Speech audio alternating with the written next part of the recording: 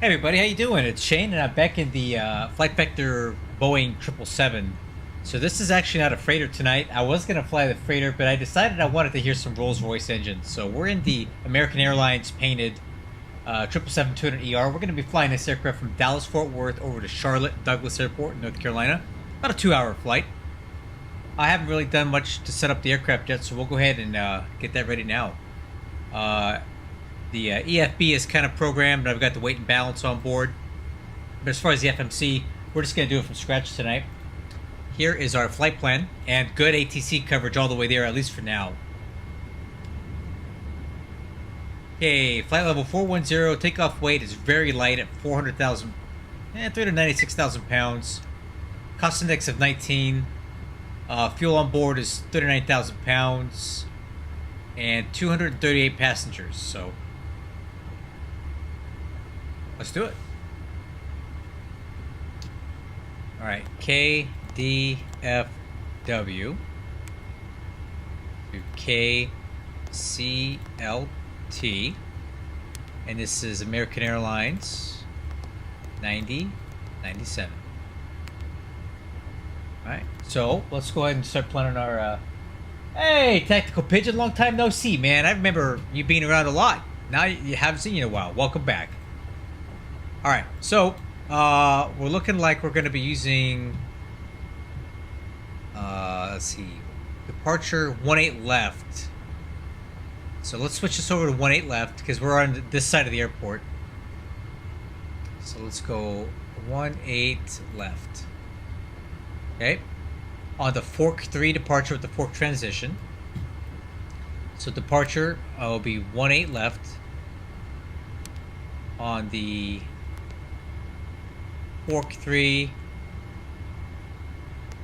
And then the arrival is going to be the Jones 5 with the best transition. And then with that, looks like we're landing 36 right for now. We'll pick up the ILS 36 right from Hecom. There we go. Nice to see you, man. I'm gonna be setting up my FMC, and then I'll catch up with you, man. Let me just go ahead and do this so I don't lose track where I'm at. 36 right from Hecom. All right, now routing. Okay, after fork 3 for the flight plan, we're gonna go direct to ELD.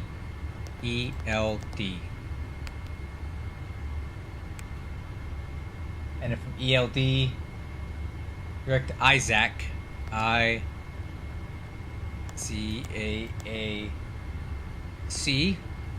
And then we're going to pick up the Q30 airway. Q30. And then from the Q30, we're going to go to Vulcan.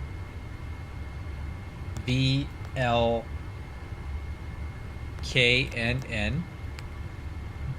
And then over to Thrasher.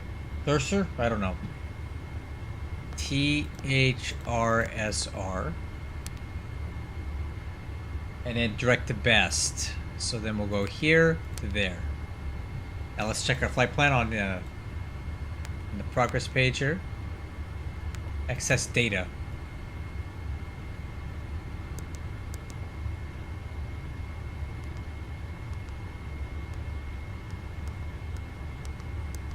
Huh. Well, who turned that on?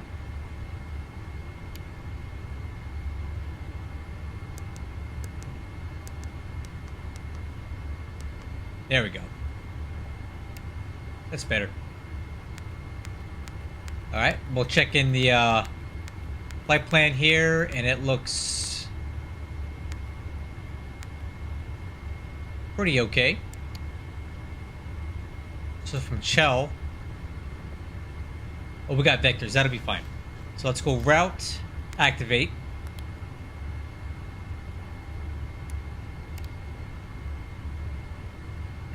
And then performance initialization. Let's grab the zero fuel weight, which I'll get from over here. Weight summary, zero fuel weight, 358. Let's call it 359 even. 359. Okay, and then our fuel reserves are going to be 11.8. Cruise altitude 410 because we're really light tonight. Cost index 19.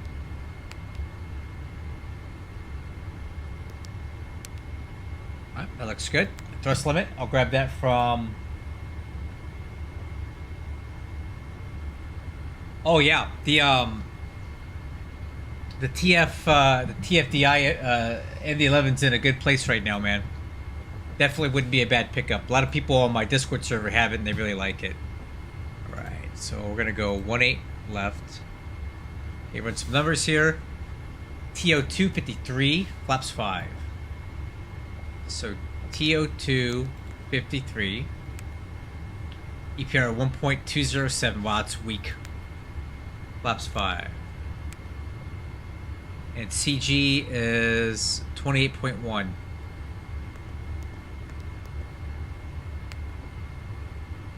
Okay, some V speeds.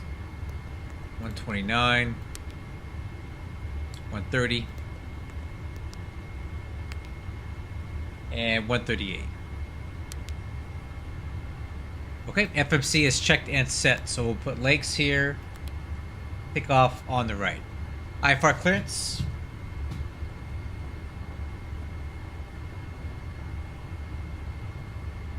Alright, we are cleared to Charlotte via the Fork 3 departure. Climb via SID. Expect flight level 410, 10 minutes after departure. Departure frequency on 135.175. That doesn't sound right. Advice spot number. Contact 12655 taxi. So, actually, there's a lot of people coming online here, so let's get all this one. 12165. Alright, so VHF 1 is 12165 for ground.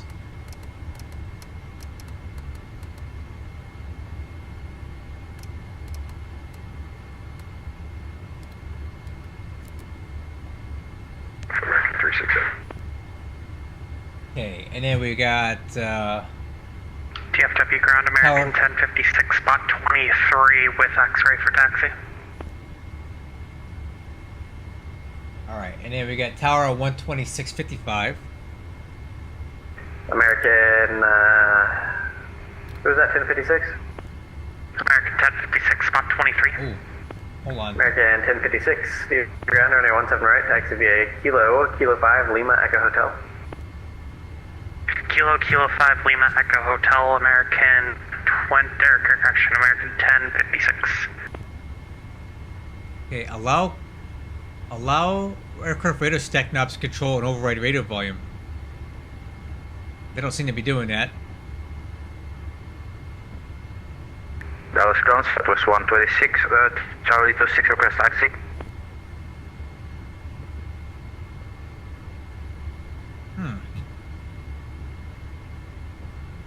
Alright. Southwest 126, DFW ground, runway 17 right, taxi via Kilo Echo.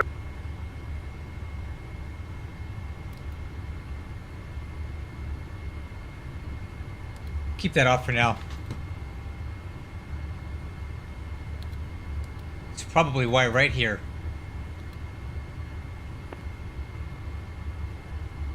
Okay, cool. And then on VHF right, we'll put corporate ops. That's cool, man.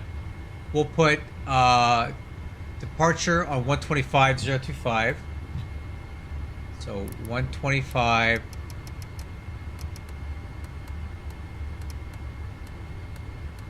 .025,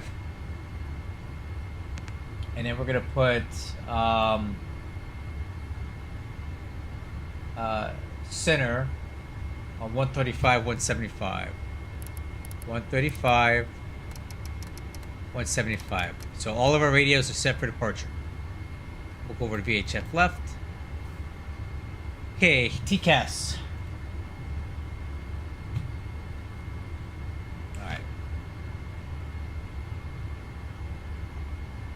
TCAS, let me grab that real quick. It's going to be squawk code 7072.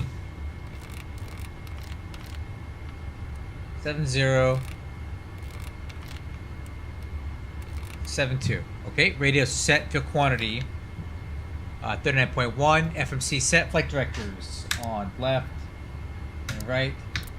Auto throttles are armed. MCP airspeed will set to B2, which is 138. And then for heading,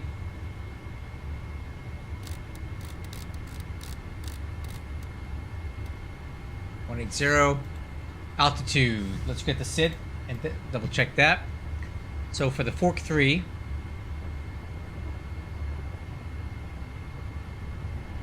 at about 5, top altitude here is 5,000 feet. That's set. And heading for takeoff is 176. Set. Okay, auto brakes, RTO, Wixer.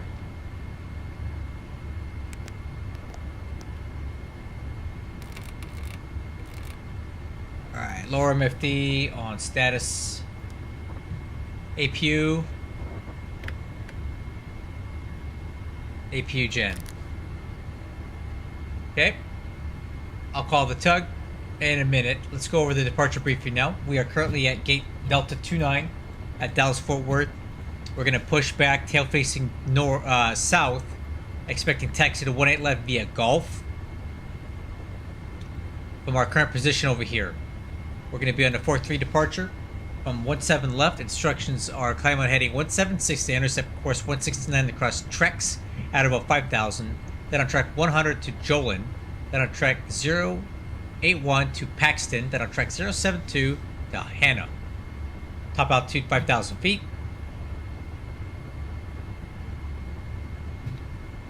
Alright. Doors, windows. Airplane doors. Let's close them up.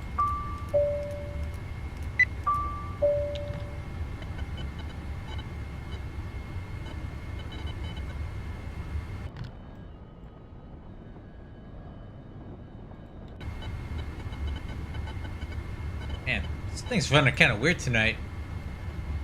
Alright. APU gens are on. So let's go ahead and pull external power off. Alright. Alright, let's get the fuel, hydraulics. Packs, trim air, recirc fans, isolation valves and bleeds.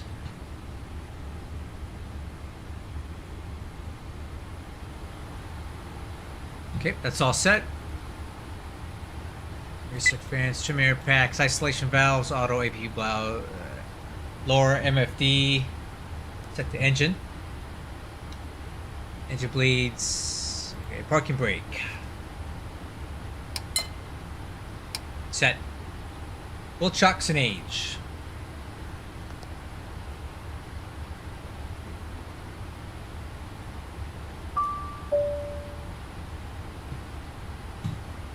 Is released. Beacon lights on. Hey cars, let me get that going now.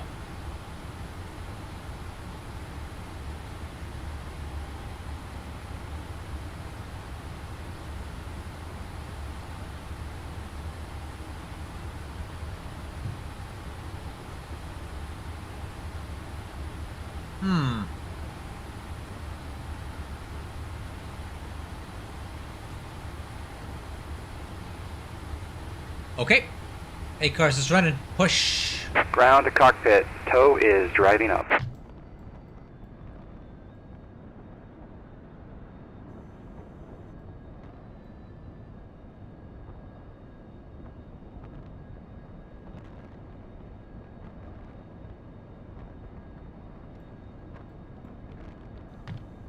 Okay, all doors and hatches are closed. Ready to connect.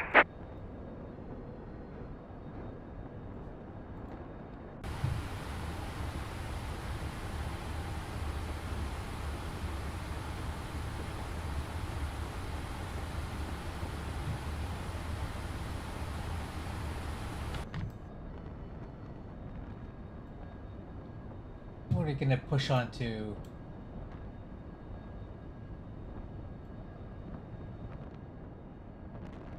On to Delta, I guess. What is this? Golf? What is this taxiway called? Is this golf here? Yeah. Alright, let's call for push. Alright, VHF left. Spin Air 114 heavy. American 1458, DFW ground, runway 18 left, taxi via Kilo Zulu, Foxtrot Whiskey Hotel. Way left via Kilo Zulu, Foxtrot Whiskey Hotel, American 1458. Ground, very good evening, American 9004, ready to taxi. American 9004, DFW ground, good evening, runway 17 right, taxi via Kilo Echo Golf. So Kilo whether Echo Golf for 17 right, 9004.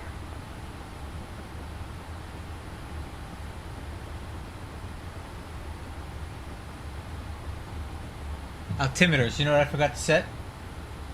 It's the altimeters, which is 3006.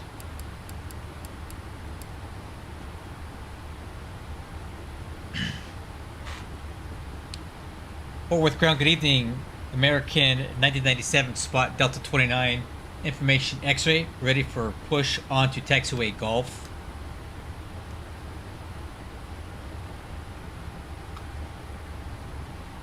And aircraft calling for push on the Golf, take off then. American 1997. American 9097, DFW ground, roger, squawk normal. Squawk normal for 1997.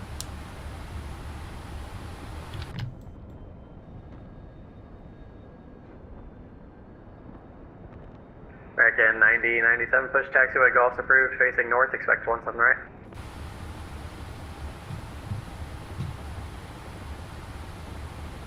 Copy, onto Golf facing north, and if possible, can we get 18 left? We're on the left side of the airport. American 9097, you can expect it for now. Okay, thank you. Alright, let's push. Ground to cockpit, please show me where you want to go.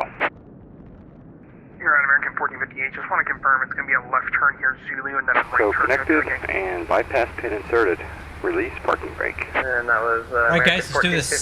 1458, it'll be, left Parking turn brake there, released. Zulu, and then Foxtrot Whiskey Hotel. Starting pushback. And you may Roger, start on end. Zulu, Foxtrot, and Whiskey Hotel. Thanks, American 1458. I know, man, I've gotten a lot of stuff, huh? Alright, crew, let's go ahead and start engine number 1. Okay, rotation on 1.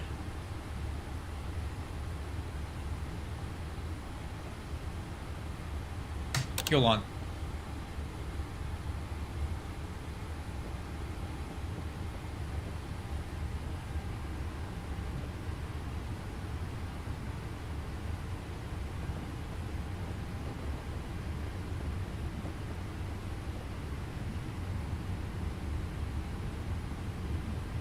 This should be 2-hour flight. We have a pretty decent tailwind tonight.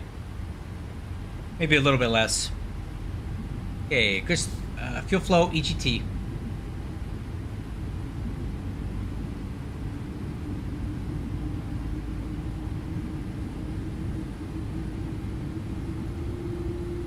American 630, heavy contact tower 12655. Good night. I made them myself. Thank you, Sip. I made these are my own checklists. American 9004, same for you, tower 2655. Take care. Alright, see you, take care. Alright, we could start on left, starting right. Okay, rotation.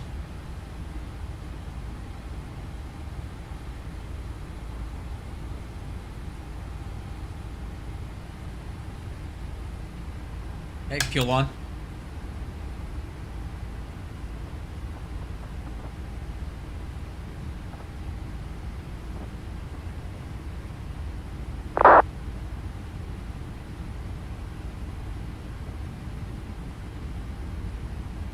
Japan Air 114, heavy, DFW ground, runway 18 left, taxi via Whiskey Lima, Okay, Foxtrot, fuel flow, Golf 5, EGT. Golf Hotel Whiskey Foxtrot.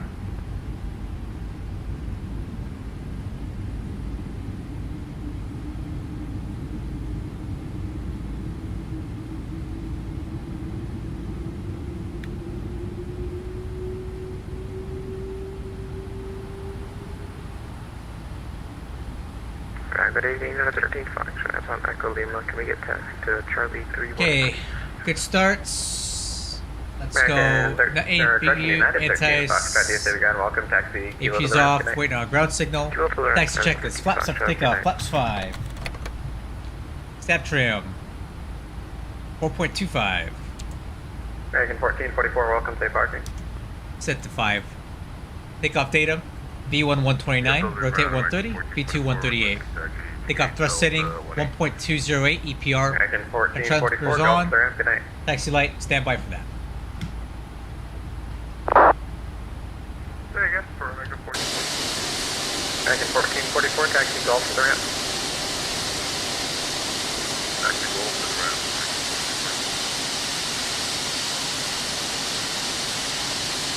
American 1458, tower 2655, take care.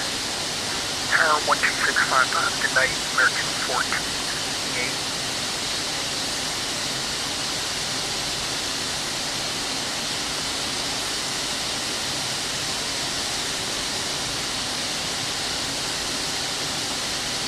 Operations complete. Set parking brake. Parking brake set. Disconnecting tow. Stand by. Okay. Taxi light, runway turn off. When lights off, lower MFD. Flight control. Let's do flight controls check. Ailerons left. Ailerons right. Elevator up. Elevator down. Rudder left. Rudder right.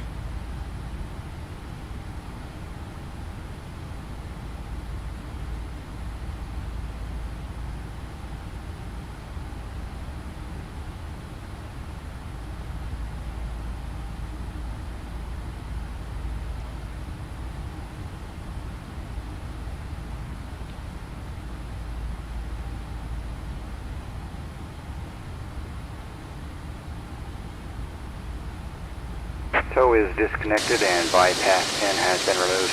Hand signal will be on the right. We'll see you next time and have a great flight. Alright, see ya. Forward ground, American 9097, ready for taxi. 18 left. American 9097, heavy DFW ground, runway 18 left, taxi via Golf Hotel Whiskey Foxtrot. 18 left via Golf Hotel Whiskey Foxtrot, American 9097. Alright, let's go.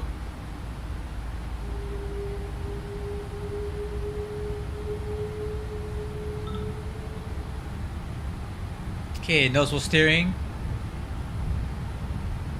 Right, and brakes.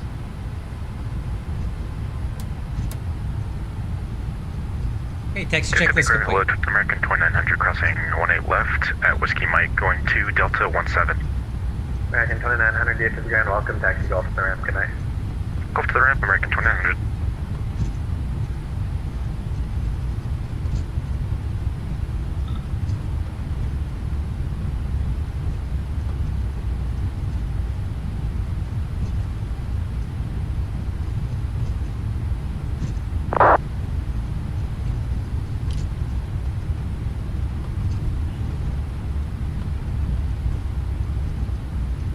Alright, so we're gonna Bearing 1496, DFW ground, taxi head Kilo to the straight ramp. ahead here. And we're gonna make a right turn to go to the farthest right taxiway, which is hotel. We're on Golf right now. Hotel will be on the far right side. We'll take that to Whiskey Hotel, which is the first intersection. Alright, before takeoff checklist, lower MFD is on off. Recall. VNAV, LNAV.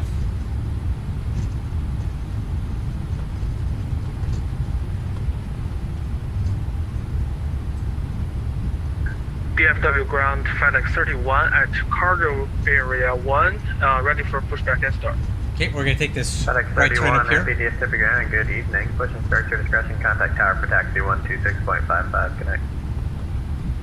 Pushback and start is approved, contact tower for taxi, FedEx 31. American 9097, contact tower 126.55, good night. 2655 for American 9097. So long.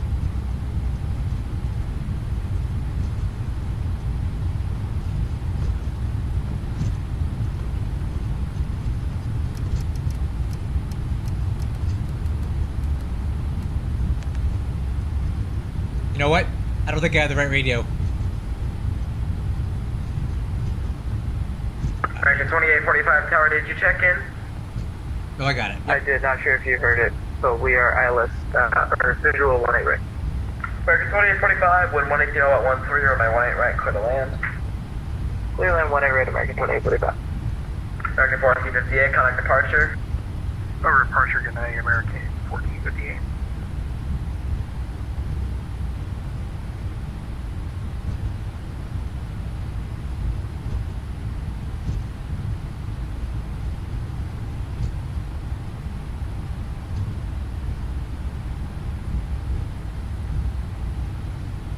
Okay, LNAV, VNAV set, exterior lights, Wixer on.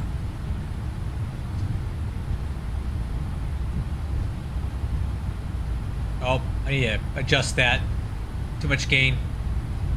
American 9097, DFW Tower, my 18 left, line up and wait. Line up and wait, 18 left, American 9097.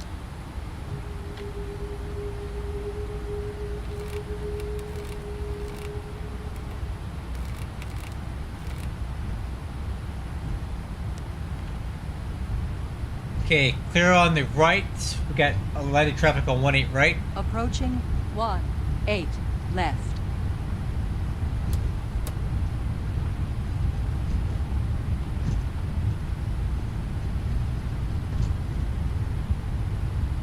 American 9097 heavy, wind 180 at 13 on at T-Rex, for my 18 left, clear for takeoff. Left.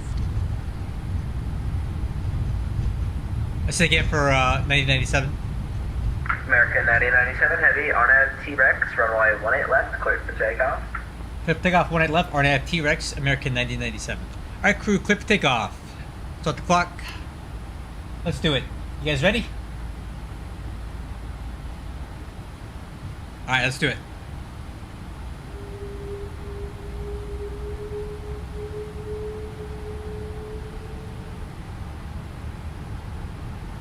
Alright, set takeoff first.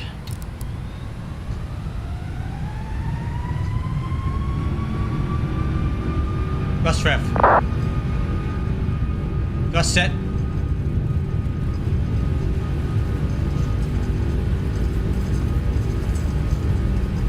Hold.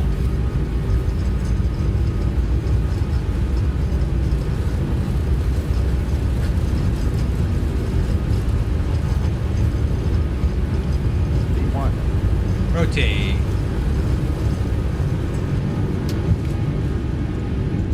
Positive rate, gear up. Too low, flat. Too low, terrain. Too low, terrain. What is it talking about? Too low, terrain, here. Too low, here. Too low, here. That was weird. Thrust ref, VNAV speed. American 2845, cross runway, wait left at Whiskey Mike, contact ground, 0.65. Cross 18 left at Whiskey Mike, and over ground, American 2845.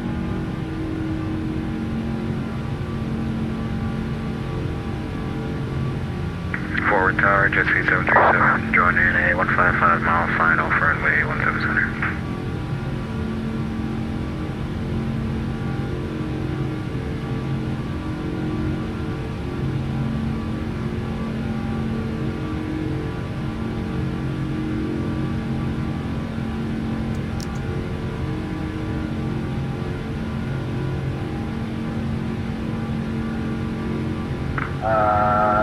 Left aircraft falling in the call sign only.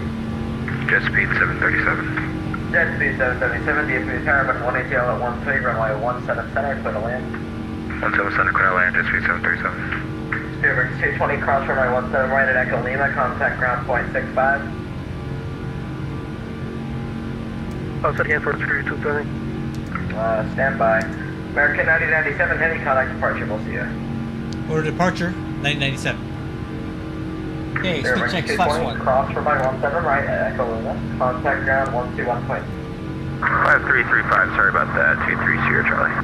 No problem. 3 Sierra Charlie, radar contact just off the Foxtrot 46 airport. Say altitude passing, climb and maintain 5,000. 1,200 climbing up to 1,000. 3 Sierra Charlie. 3 Sierra Charlie, thanks. When able, clear direct bottom VOR and the DFW area altimeter 3006. Clear direct bottom VOR. Would you like a left turn or right turn? 3 Sierra Charlie. Your choice.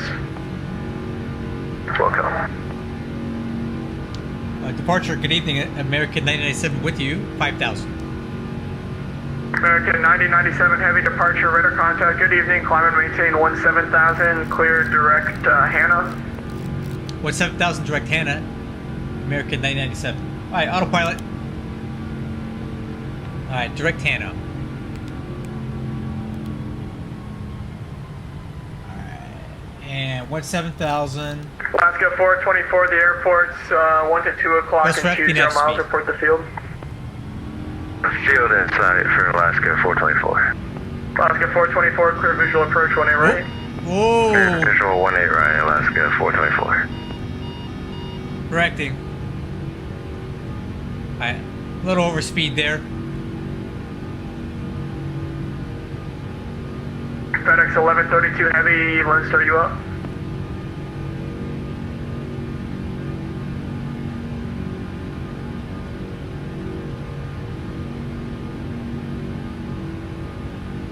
I better write that up. Autopilot wasn't correcting that, or I missed a flap. Missed Missed the flaps. 1132 heavy is descending via Seaver 4 into DFW through 8,000 feet. FedEx 1132 heavy, Lone Star, good evening, DFW area altimeter 3006. Do you want 17 left or 17 center? Sure, if we can get 17 center. FedEx 1132, no problem, expect a visual 17 center, descend to 5,000, heading 260, vectors for the visual. Descend to 5,000, heading 260. FedEx 1132 heavy. Cessna 3 Sierra Charlie, connect Fort Worth Center 135.17, have a safe flight. 35.17, good night, 3 Sierra Charlie. American 9097 heavy, connect Fort Worth Center 135.17, safe flight. 3517 for United 997, so on. Yeah, 1,800 climbing 5,000. November 423 Sierra Charlie, Fort Worth Center, welcome back, climb maintain 5,000. Alright, at takeoff checklist, landing gears up, flaps up, recall. And November 423 It's Sierra checked. Charlie, Lone Star altimeter is Steer lights. 3006. Do you have an approach request? 3006, and we'll take the VOR approach today for 423 Sierra Charlie. Copy that. Forward Center, good evening, United, correction, American 1997 with you, claiming 105 for 17. American 9097, Fort Worth Center. Hello, climb maintain flight level 410. Climb maintain 410, American 9097. I gotta remember what airline I am. Like American 2369, descend via the Victory 2 arrival. Lone Star altimeter 3006. hey, 410 set. Victory 2 arrival on 3006 for the Lone Star altimeter, American 2369.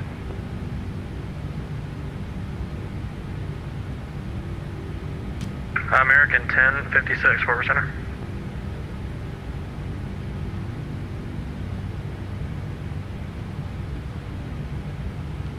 American 36, you are leaving airspace out to the east. Memphis Center is offline. Change your advisory frequency approved. Have a good flight. Hey man, appreciate the services and you have a good night, American 36. Thanks for flying. Delta 31, contact Lone Star approach 125.02. 2502, $31, thanks. See ya.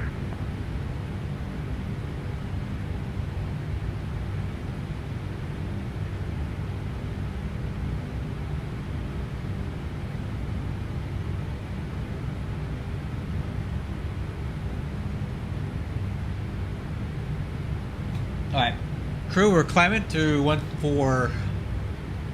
15,000 for flight level 410.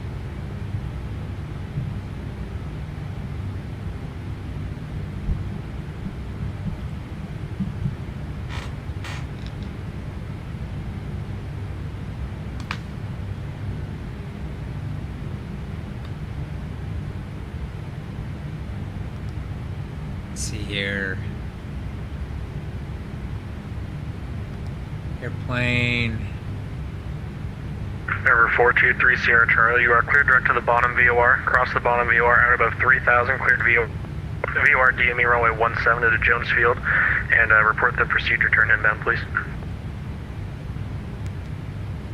Cessna 3 Charlie is cleared to bottom VOR. We'll cross at or above 3,000 feet. We are cleared for the VOR DME 17. Report the procedure turn.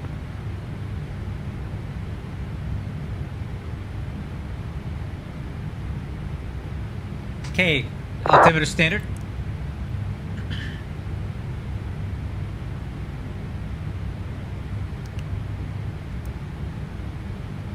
Cross check at 19,000.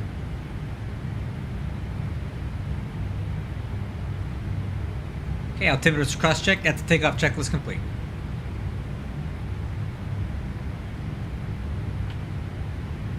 Ooh, 60 FPS, baby. This thing's cooking. I'll say this about the Flight Vector 777. It is one of the absolute best optimized paywares in X-Plane. This thing rips. Convoy 3380, Fort As Worth far Center, as standby, number 1. like frame rate performance, I would say that the Flight Vector is the premium, the standard for a cockpit that looks this good with this many polys and this much lighting. To have that many FPS is really remarkable. Like, I have nothing that gets anywhere close to that.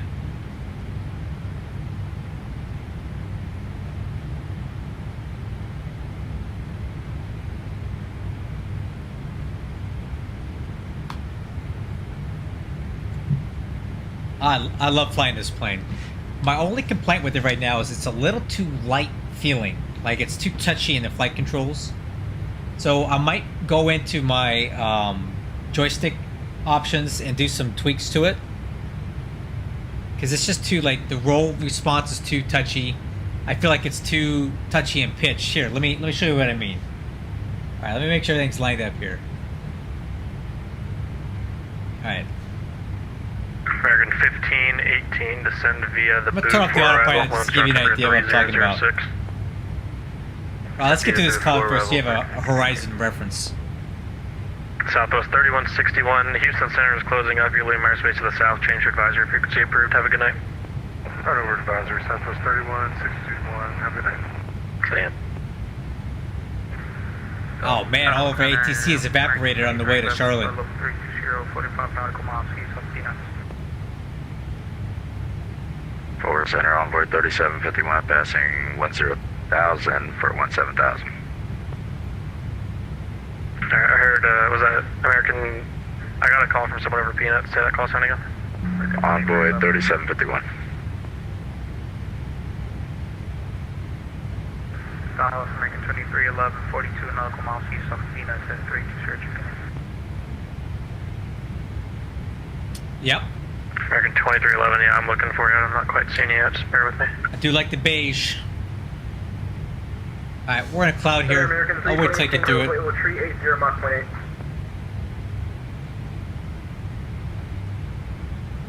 Envoy 3751, Fort Worth Center. Hello, climb maintain flight level 350. 350, Envoy 3751.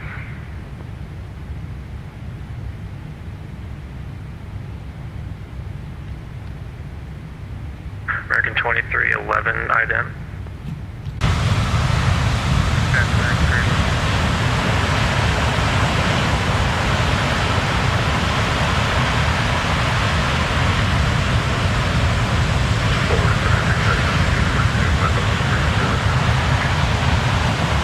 Picture at 7642, Fort Worth Center. Hello. American 2511, is that you? American 2511, Fort Worth Center. Hello. Fort Worth Center, American 1458, controlled by we're on the Tisdale 3. Japan Air 114, sorry about the delay. Climb maintain flight level 390. So here's what I was talking about. The controls being a little touchy. Let me try this out here. Last American call and say again. Look at the roll rate here. 1458. Okay. Now it's making a liar out of me. Tisdale 3. It's much more smooth up here. American 1458 send me the Tisdale 3 arrival. Oak City landing south. Yeah, never mind. City landing south. Hold Now it feels great. Tisdale 3, American Okay. 1458. Just pretend I said nothing. Number 6 Alpha, Houston Autopilot. Center's offline. Change your advisory frequency approved. Good day. It might be the flight control laws or something. advisory. Good day. 6 Alpha. Appreciate your help. Because up here it's pretty easy to fly, but down Forward low it center, gets good a evening, little British touchy. 5307 on the ground at Oklahoma City. Press IFR to Fort Worth. Okay, Blue Streak 5307, stand by, you're in the queue.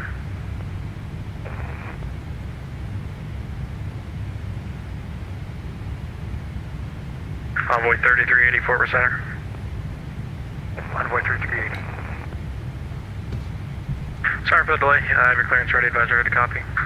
Ready to copy, Envoy 3380. Envoy 3380 cleared to the DFW airport via fly heading 120. Maintain 5,000. Expect flight level 210. 10 minutes after departure. Departure frequency with me and squawk 4561.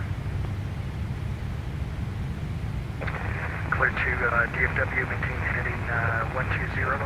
Climb to maintain 5,000. Expect flight level 210 in 10 minutes. Departure with you, squawk 4561. Envoy 3380. Envoy 3380, readback is correct. And advise ready for taxi. We'll call ready for taxi. Envoy 3380. Forward Center, American 630, we're back. American 630, welcome back, thank you. Alright, anyone I'm missing? American 328 Tango. American 328 Tango, Fort Worth Center, I have you at 380, thank you. Fort Worth Center says American 3266 with you at 50300. American 3266, Fort Worth Center, I got you, thank you. Center's doing a good job managing all the traffic tonight.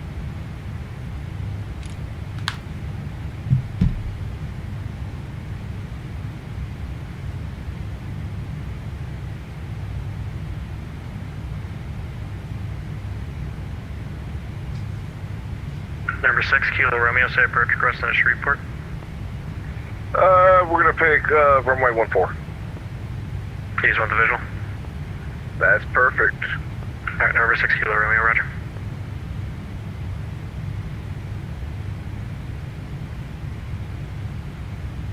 Forward Center, good evening. Chevy 61, take T38 on the ground. Chevy looking for clearance by Super. Alright, stand by. Center FedEx 31, 11,000, climb to 17,000. FedEx 31, Fort Worth Center. Hello, climb maintain flight level 350. Climb maintain flight level 350, FedEx 31. It's actually quite a bit of aircraft on frequency for one controller. If you look about it, all of this.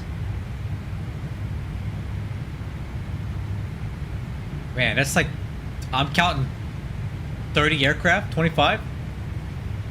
It's not bad. Blue Streak 5307, Fort Worth Center. You're ready, copy, Blue Streak 5307. Blue Streak 5307, thank you. Cleared to the DFW airport as filed. Climb via the SID. Departure with me, squawk 5130. Alright, clear to Fort Worth as filed, climb via the SID with you, 5130, Blue Streak 5307. Thank you, and advise ready for taxi. We'll call her for taxi, Blue Streak 5307.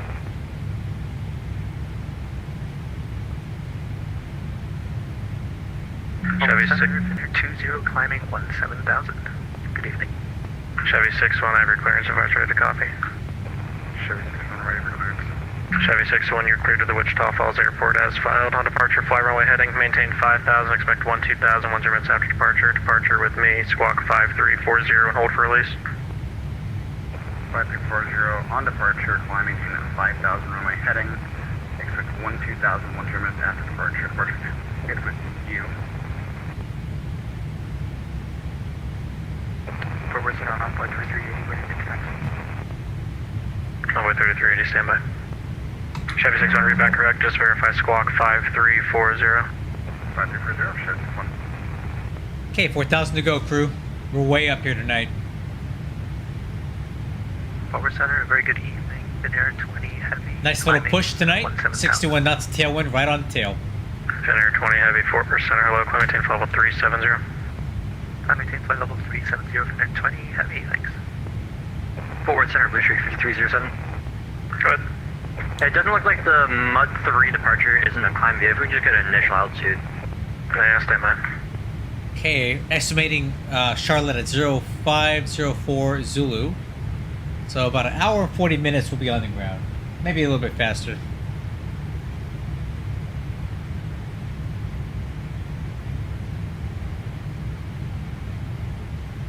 Not quite sure if we got enough push 'em up fuel. Blue Streak 5307, climb maintain to get 5000, there. expect 190, 1 0 after departure.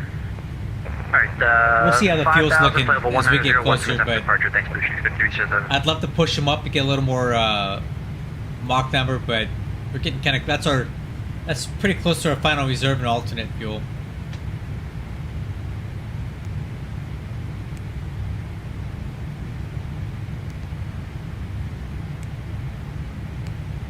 Yeah, 11.8 is what we should have for reserve.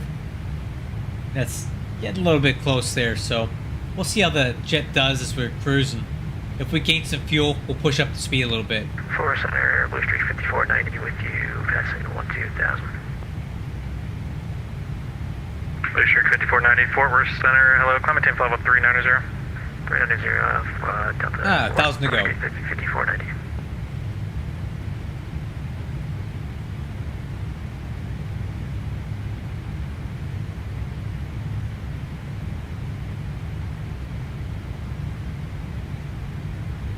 Southwest 126, Luke Airspace to the south, Houston's offline, change advisor, frequency approved.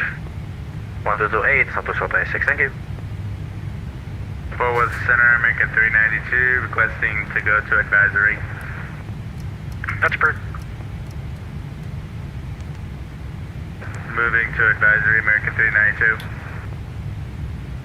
Okay, speed, VNAV path.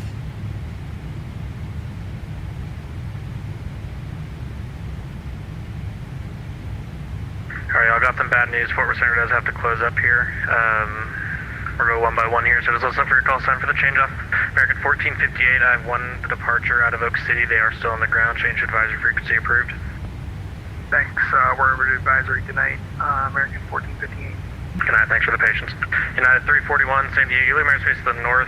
Let's see, that's Kansas City is offline. Change advisory frequency approved. Thanks for the ATC, have a good night, United 341. Bull 71 and Chevy 61. Bull 71, there is traffic on the ground at Wichita Falls. They are still on the ground, and Chevy 61, you do have Alright, crew, company level military of final traffic over in 410. Let's get the sequence MOA out signs there. off.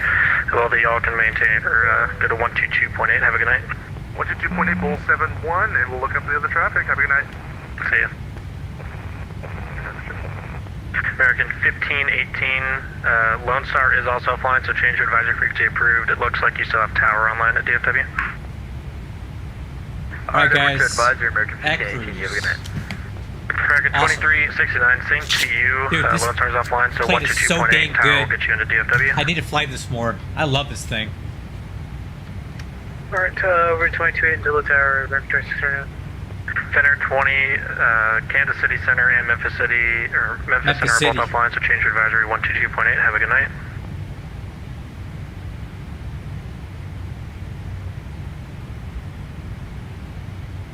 American 3266, you can descend via the Barry 1 arrival. Lone Star is offline, and you can change to 122.8. Have a good night. Barry 1 arrival, 122.8, see ya. Let's see, Blue Streak 5490.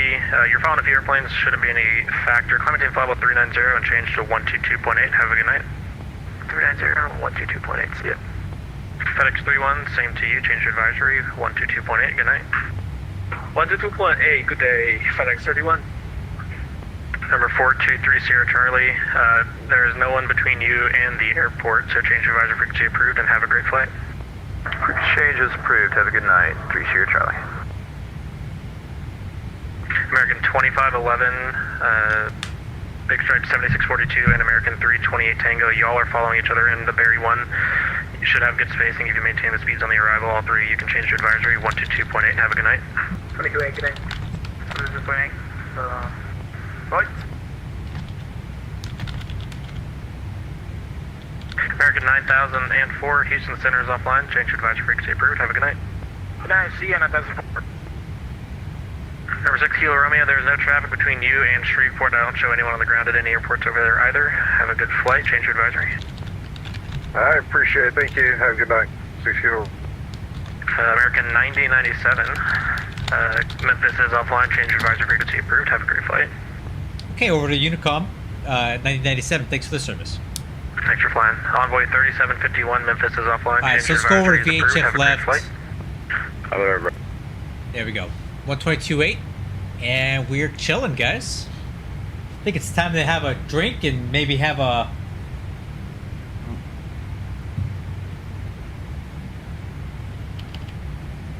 have some dinner.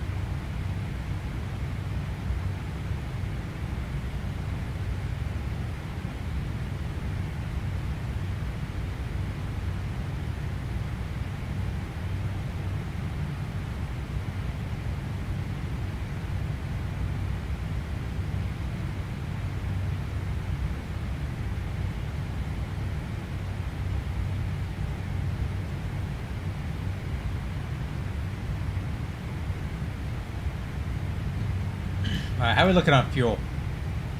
See if we can gain some of that back.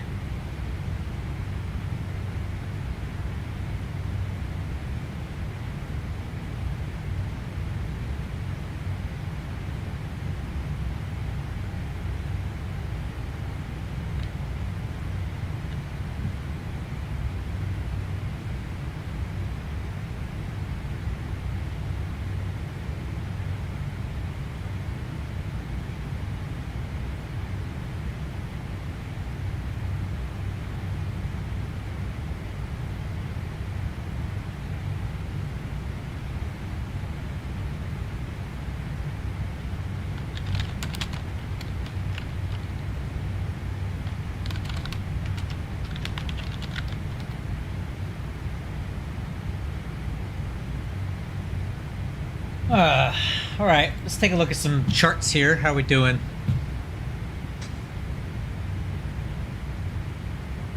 Okay.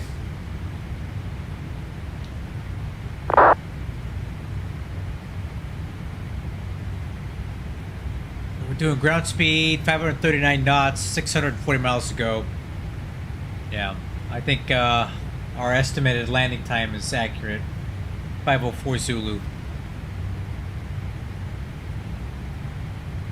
That plane's flying well, though. I'm happy with these Rolls-Royce engines. They sound really great. I would say of all of the Flight Vector engine mods, the Rolls-Royce engines sound the best. Absolutely.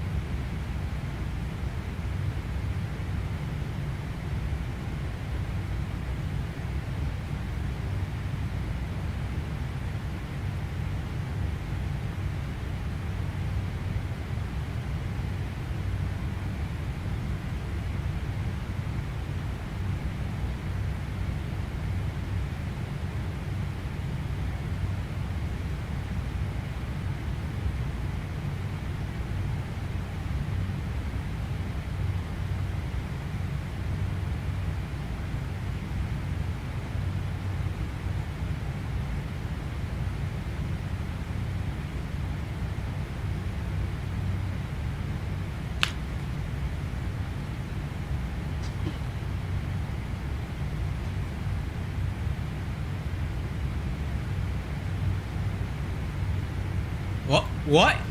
What is this?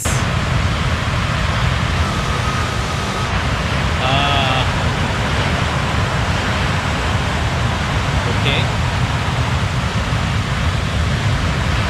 Interesting clouds.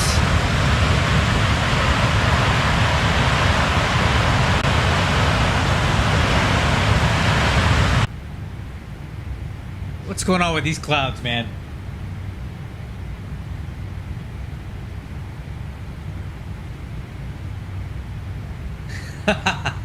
Oh, okay. Whatever. That's fine. We can lighten this cockpit up a little bit while we're cruising.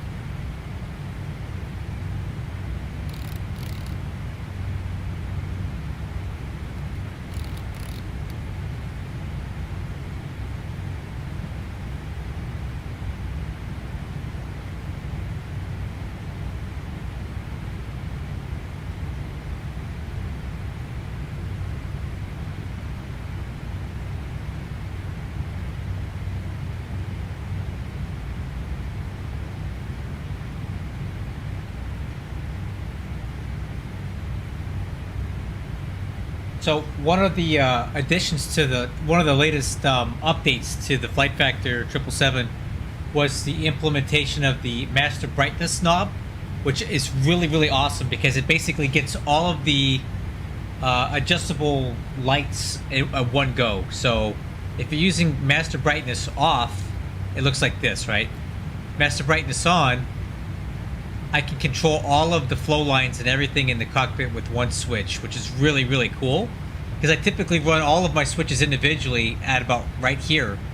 So to be able to control basically the overhead, the pedestal, the front panel, everything with one switch is a really nice addition. So that's master brightness, and that's how it's always supposed to work, but the way that they had coded it wasn't right. But they finally fixed it, so having master brightness is really, really handy.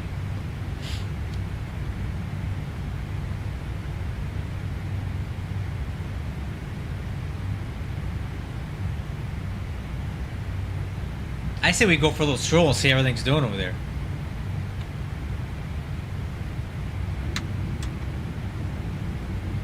Oh, it's dark in there. Hold on. Let's see. Menu.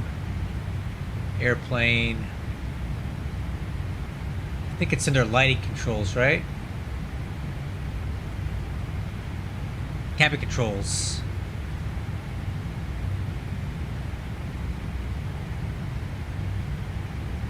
Alright, let's see what that looks like.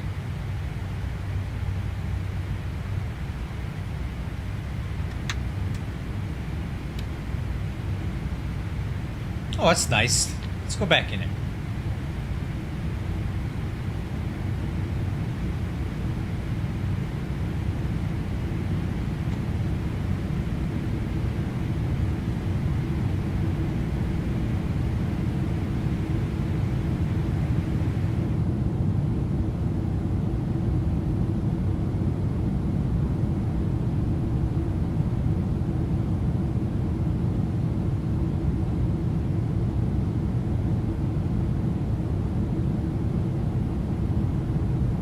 Looks pretty cool.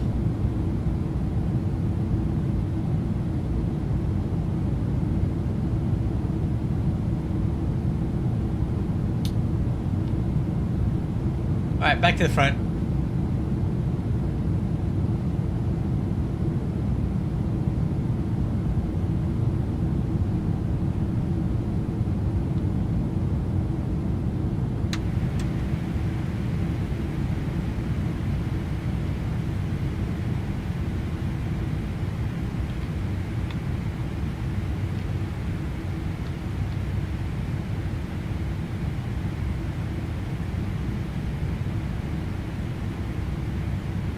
Just admire this flight deck for a minute.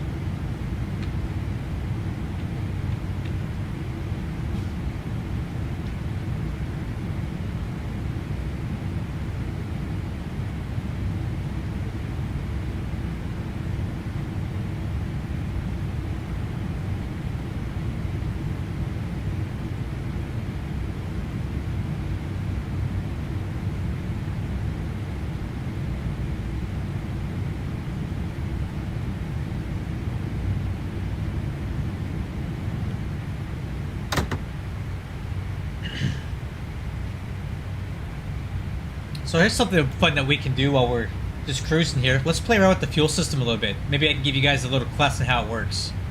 So, oh, hold on. Let me do this. So, the fuel system on the 777 is very, very simple. Unlike a lot of other planes that I've flown. So you have your left main and your right main, and they have a forward and aft fuel pump in each one. So in this configuration, the left main feeds the left engine, the right main feeds the right engine. If you have fuel in a center wing tank, how it works is that you burn this fuel first.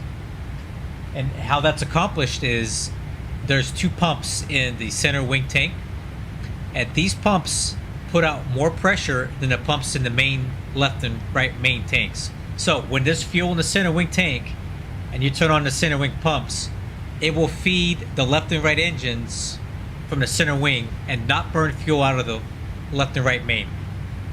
There's check valves. Obviously they're not depicted on this graphic, but there's check valves in the fuel lines, and they're called override check valves, and these are called override pumps. So how it works is, let's say these fuel pumps put out 40 psi of pressure, and the center wing pumps put out 60 to 70 pounds of pressure. As long as these are on, the pressure in these pumps overrides the pressure in these, and it closes check valves in the lines and forces the fuel to flow from the center wing tank and not from the mains. The way you can turn that off is, the way you can stop that is to turn off the center wing fuel pumps. And then at that point, these fuel pumps are producing more pressure than these pumps, and they will override the check valves going the other way, and now the fuel comes out of the left and right tank. In this configuration right now, there's no cross-feeding going on, so the tanks are separated. Now, if you want to cross-feed, this is how you do it. It's very easy. Watch this. So to go to cross-feed, we would simply turn these two valves on right here. And now the two fuel pumps are interconnected. Okay. Now, in this configuration, you're still not going to really notice anything because the fuel pressure in the system is about the same across the board. So it's still going to keep burning fuel out of each tank more or less evenly. But let's say we wanted to let's say we had a fuel leak, or we needed to deal with the fuel imbalance, and we wanted to burn fuel out of the right tank only, we could do something like this. So we go to the overhead panel, and we'll turn off the left fuel pumps here. So what's going to happen now is that the fuel from the right main tank is now feeding both engines via the cross-feed valves. So you'll notice here, this fuel quantity is going to drop and this one's going to stay the same. And again, there's more check valves in here, and it's sensing that there's more pressure coming from this direction than from here. So it closes the fuel flow here. It just takes fuel out of here. So there's no way to transfer fuel between the tanks that I'm aware of. Let me take a look here. Yeah, there's no way to transfer fuel in the tanks. Once you burn it, right? There's no getting it back. All you can do is change where the fuel is being burned from, but you can't move fuel from one side to the other. There's other aircraft where you can't actually transfer fuel, like on the MD-11, for example. If you put the fuel system in manual, I can move fuel all over the place, except for the aft trim tank. That's controlled automatically only.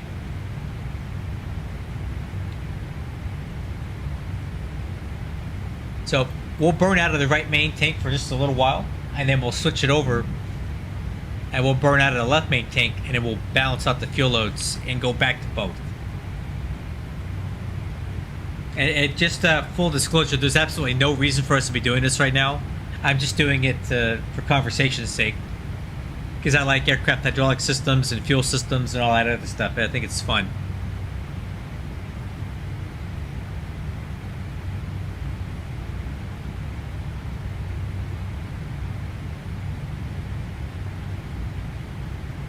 All right, now you see this little blinking arrow here, that's telling you that you're getting a fuel imbalance, and that you're only going out of one fuel tank.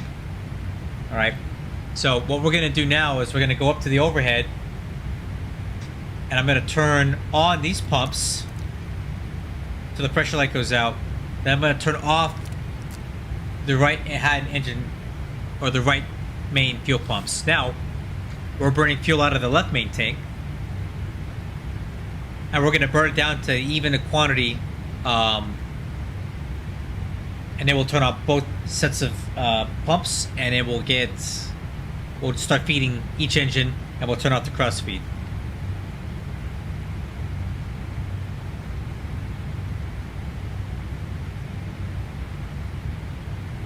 Fuel balanced. See? Now we have a notice saying that the fuel is effectively balanced, and our little caret goes away, and it's telling you, hey, you're balanced now. You can turn all your pumps back on. You got it evened out. So we'll take it down to 13.0, and then we'll turn on these pumps, turn off the cross feed.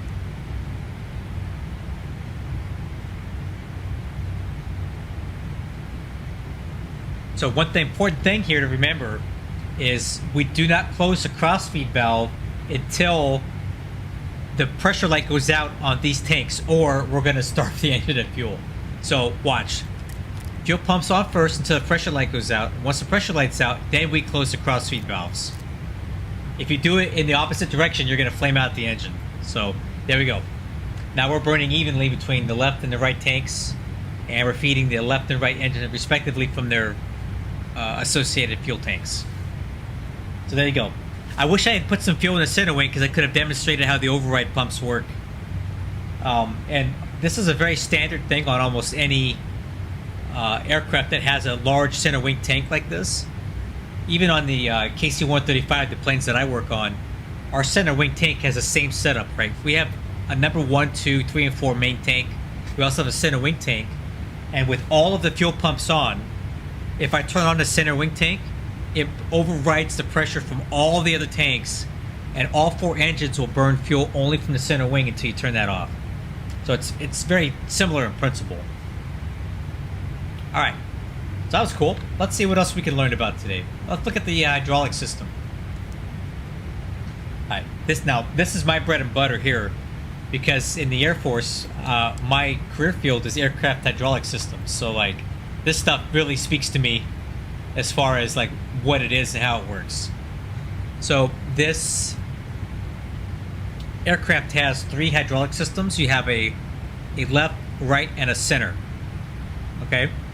So in flight, you have each engine has 2 hydraulic pumps, engine-driven hydraulic pumps. You have a primary, and then you have a demand pump. Okay. So in flight, the left engine pressurizes the left hydraulic system with a pump that's always on. Same for the right engine. Now, when there's high demand on the hydraulic system, like takeoff, landing, approach, that sort of thing, where you have a lot of flaps moving, the gears coming up, going down, a lot of flight control movement, there will occasionally be enough demand on the hydraulic system where the pressure drops low enough that the demand pump, which is automatically sequenced by a hydraulic system controller, comes on for a set amount of time to make up that hydraulic flow demand that's required during those high flow demand situations, i.e. takeoff, landing, flaps, gear, everything happening at the same time. But this pump is always on. This pump is sequenced automatically, again, by the computer. So a lot of times these pumps aren't going to run. So if you look at the schematic here, it tells you what everything is controlled by, right? So the left hydraulic system powers flight controls, and there's different surfaces that it controls, and the left thrust reverser. The right hydraulic system pressurizes some flight controls, the right thrust reverser, and the normal brake system. The center hydraulic system is powered by electrical hydraulic pumps. Okay. It also has a backup for air-driven pumps, and in addition to that, the ram air turbine also pressurizes the center hydraulic system. So what you get for the center hydraulic system is nose gear steering, alternate reserve brakes, main gear steering, and some flight controls and flaps. If there's a demand for it, these pumps that are air driven with bleed air will come on just like the demand pumps on the engines will during high flow demand. These electric pumps are automatically always running. And again, the ram air turbine is deployed either manually or if the aircraft detects a complete electrical system failure, like when the engine's shut off, for example. So let's see what we can do with the hydraulic system to make it do some different stuff here. All right. So, watch this. So remember I was telling you about the demand pump? It's on auto. We can turn it on two ways. We can hit it to on, and now you'll notice that this pump is on manually, okay? Or we can do something like this. Watch this. We can turn off the engine-driven pump. So I'll put this back to auto, and I'll hit this one off. Now watch what happens.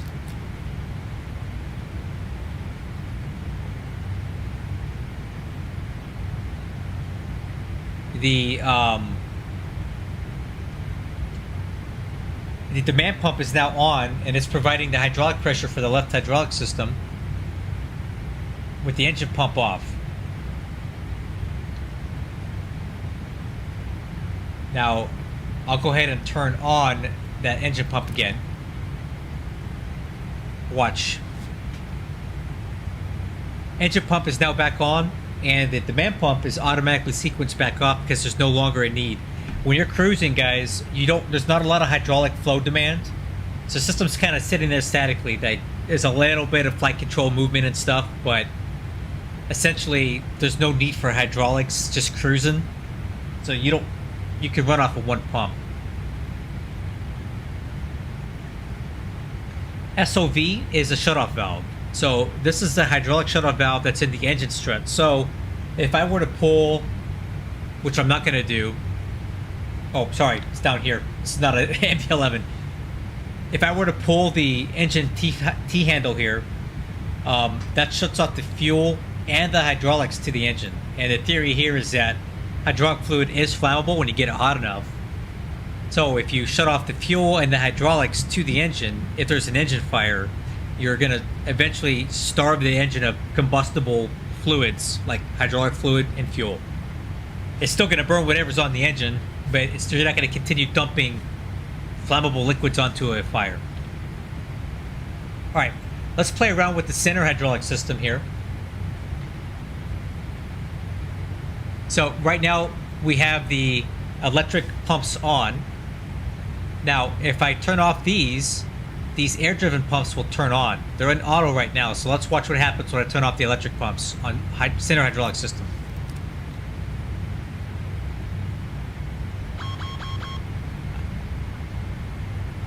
There you go. So these take a minute to turn on. Obviously, you saw that there was a little bit of a lag there. Yeah.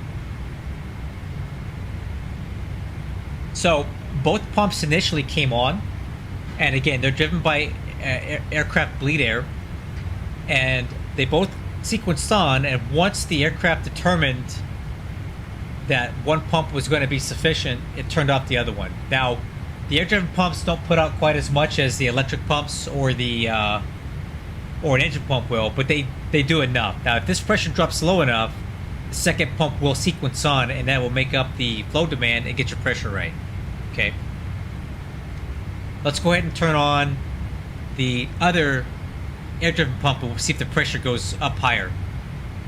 I'm going to turn this to on. Watch this. Boom. Second pump's come on, and now the pressure went up quite a bit higher because we have additional flow rate through the system. And then what I'm going to do here is turn these back to, I'll turn these on and turn that back to auto.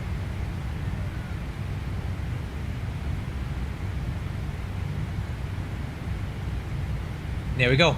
Now watch, this will automatically sequence off in a few seconds now that it detects that these pumps are still back on.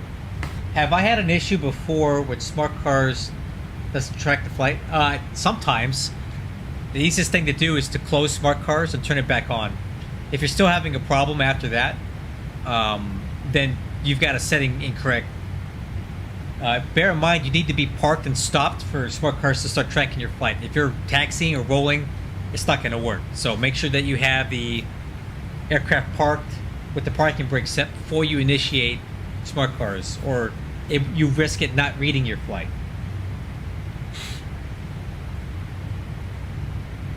Alright guys, so there's your class on the hydraulic systems. Hope you enjoyed that. Let's see what else we can mess with here before I go check out to get some chow. Let's see. Yeah, we got about an hour and 11 minutes left in the flight. What airline are we talking about? United Airlines? Did you have a flight bid booked, and did it read the flight bid? Because if it doesn't read a booked flight, it may not record. Let's see. Can we look into let's see, air?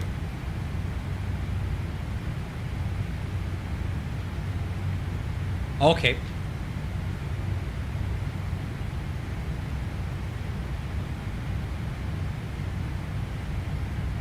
You may want to check your smart car settings. There might be something wrong. This is how mine's set up. So make sure that you have all these plugins installed here.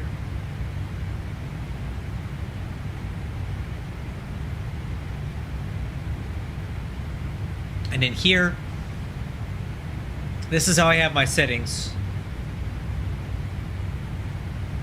Port 7172. Start tracking automatically. Automatic PIREP submission. Tracking provider to X plane. And then make sure these are the ports, IPs and ports you have open. And then make sure also that you have XPU IPC installed on the in X plane. You need to have all those things for that to work.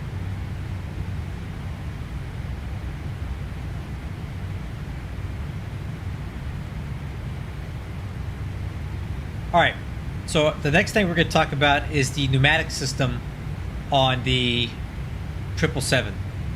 So, in flight, bleed air, which powers the packs, which are basically your air conditioning and pressurization systems, is provided via the left and right engines via engine bleed valves. Okay?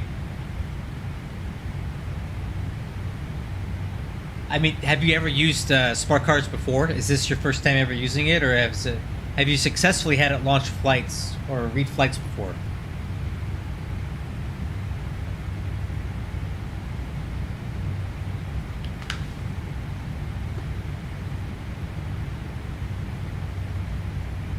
Alright, so you have the packs and you have trim air. So how this works is that in flight, you have a bleed valve that's open on the engine. So if we look up on the overhead, that's going to be this valve right here, the left bleed valve and the right bleed valve. It's sending bleed air through the air conditioning system, which will adjust the temperature, but you also have something called trim air. Do you have the latest version of smart cars? If not, what I would recommend is go over to the Discord server, the UVA Discord, and just post in there that you're having trouble with smart cars working and see if they can help you out.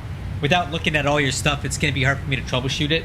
I'm not entirely sure what's going on with your system. Next time, though, what I recommend, if it doesn't start reading the flight, do this, okay?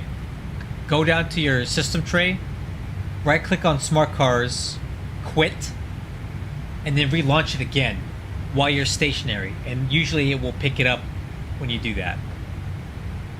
So how trim air works is that it's just straight hot bleed air coming right out of the engine. It's like super hot, and this air is air conditioned and run through a bunch of cycles, and it's used to pressurize.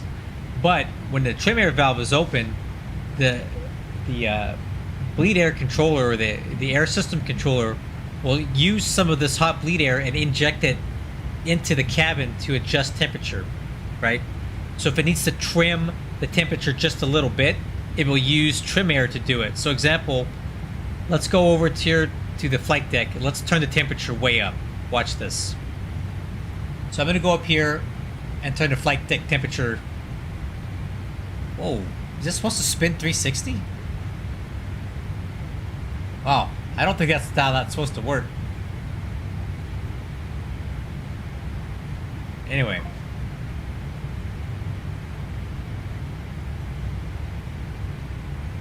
You'll notice that, oh, I know why. Because it's in manual. There we go. I've turned the temperature up to 29 degrees Celsius. Now, in order to get our temperature there, it's going to use trim air to increase the temperature, right? So, this is the flight deck trim air valve, and it is modulating to dump more straight hot air from the engine directly in here to bring up the temperature, so that you don't have to make big changes to the pack, right? The pack is out there just trucking along, trying to maintain temperature and pressurization for the whole aircraft. Now you'll notice as we approach the requested temperature, this trim air valve is going to modulate. So watch as the temperature gets closer to 29. You'll see that valve start to close and start shut off the amount of trim air that's coming in, so we don't burn up our cockpit, right?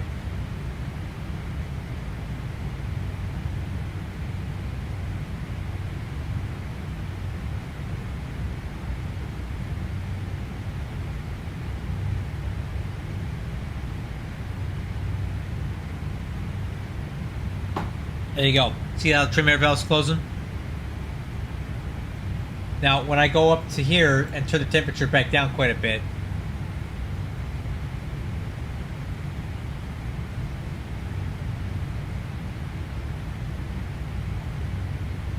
you'll see that the flight deck trim air valve is basically closing.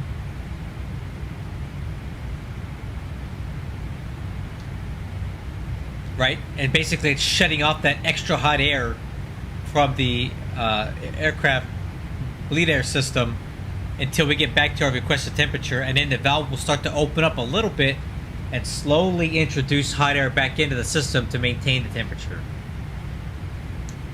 And that's basically how that works. Pretty cool, huh? Now, one engine can provide enough bleed air to pressurize the whole aircraft and keep both packs running.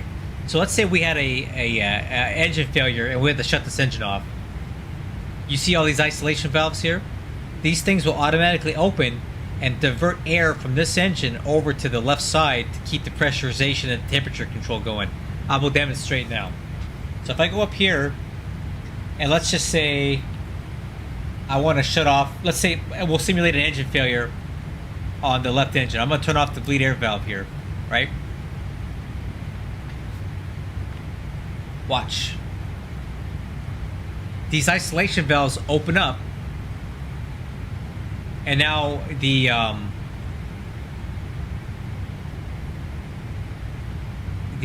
right-hand engine is now producing bleed air for both sides. So it has the effect of increasing the demand on the engine. So you're going to be burning more fuel from this engine, which is not necessarily simulated here by Flight Factor, which is okay. I mean, it's really in the weeds as far as systems modeling. But if you only have one engine producing bleed air, right, that engine now has to spin faster to make up that difference, right? Because normally it just it pressurizes the bleed air ducts for the right pack and everything, not the left and the right. So to maintain this duct pressure, the engine has to spin faster, burn more fuel to produce the air to do this. But again, I don't think that's really modeled on this aircraft, and I wouldn't really expect it to. Again, that's super in the weeds, and there would be a lot of code to write for a very one-off situation, right? So we can turn off these isolation valves and let's see what happens here. We might get some warnings. All right. So now we have no, this whole pack is off, and this pack is now responsible for trying to maintain cabin pressure in the aircraft. And you'll notice here that some of the temperatures are dropping. And the reason is that this thing can only do so much work, right? There's only so much bleed air, and there's only so much airflow that you can get out of one pack. It'll maintain cabin pressure, but it's going to have to sacrifice something, right? So it's going to start backing off on the trim air. It's going to try to keep it open, but it can't. And the temperatures are going to drop as a result.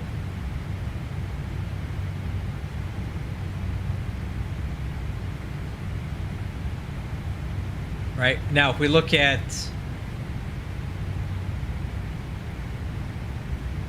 well, yeah, there you go. It's gonna get a little cold in here, right? So we're gonna go ahead and open up this isolation valve. Then I'm gonna turn the bleed air valve on for the engine. And now we've stabilized everything. This pack is running again.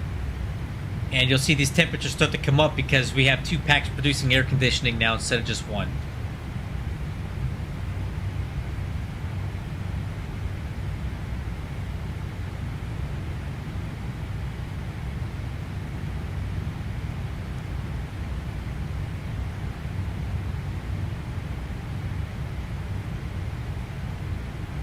Alright, so we've talked about hydraulic, fuel, and air.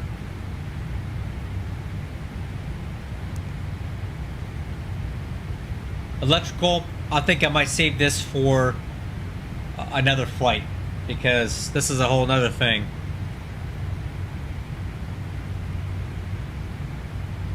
Yeah, we'll talk about that some other time. I think it's enough for me talking tonight. Hope you enjoyed the class, though.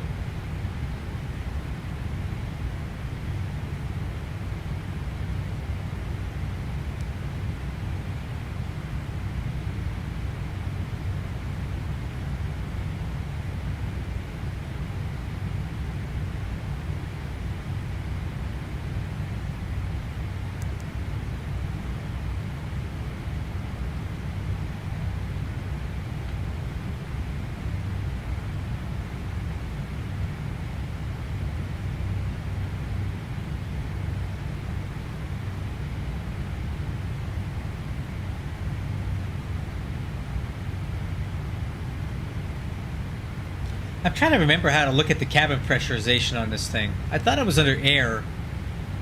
I don't think it is. Let me see something here.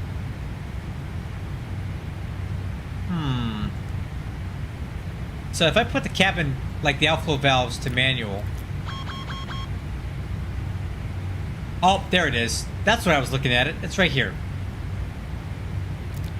I think we'll save that for another class too. I was looking for the cabin pressure stuff. It's actually right here. We'll go over this on another flight someday, how cabin pressure works and how the system operates.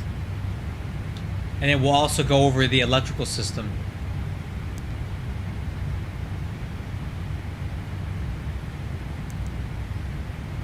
Yeah, we'll do that some other time.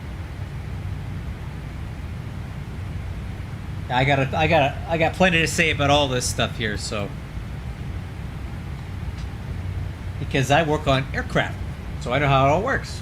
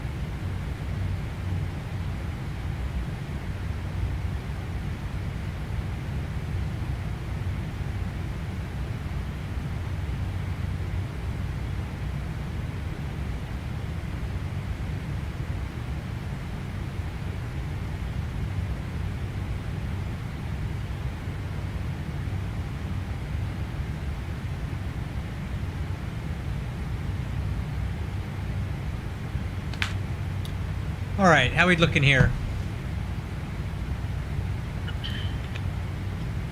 Okay, top of descent is in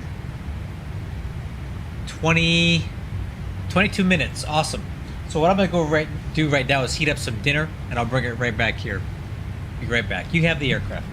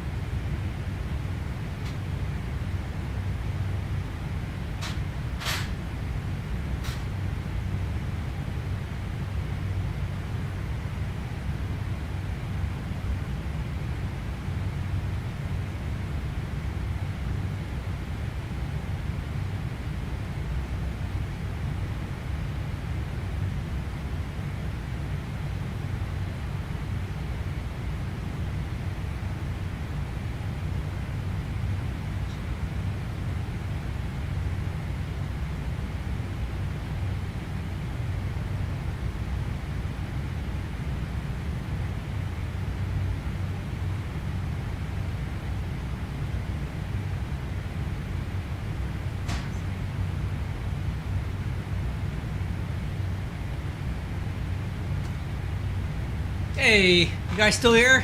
Good, plane didn't crash. Awesome. Got some dinner here heated up. Got some red lentils that my beautiful girlfriend from France made me before she went back home. Or UK France. So I'm just gonna have a little bite to eat here for a minute, and then we'll start talking about the arrival into Charlotte.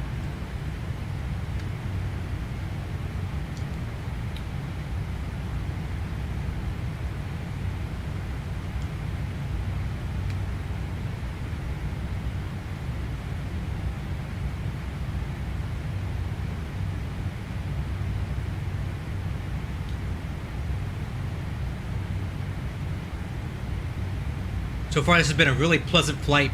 Aircraft's performing well. The winds aloft have actually been pretty smooth, which is saying something because a lot of times they're not with the X-Plane.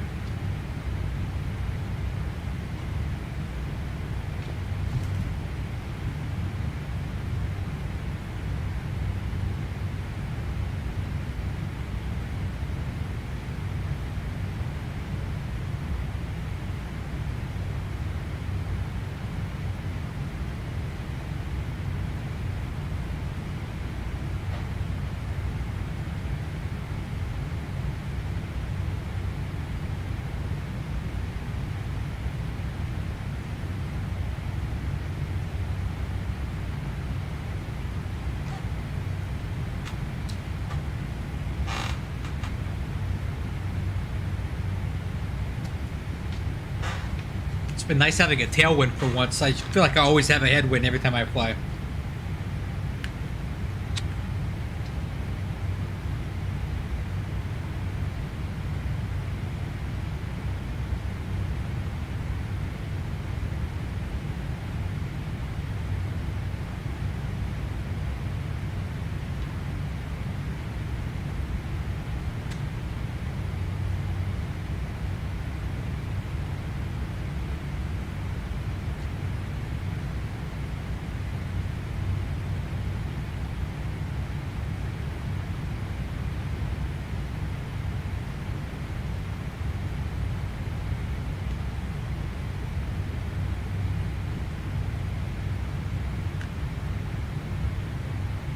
Oh man, this is good. I forgot it was in my freezer. When she comes to the United States, she cooks me like food for months and puts it in little containers and freezes it for me. And then every couple days I take a couple out and I heat them up, and it's so good. I end up getting to eat her delicious food for months after she leaves. I'll actually be flying back to the UK where she lives in about 16 days.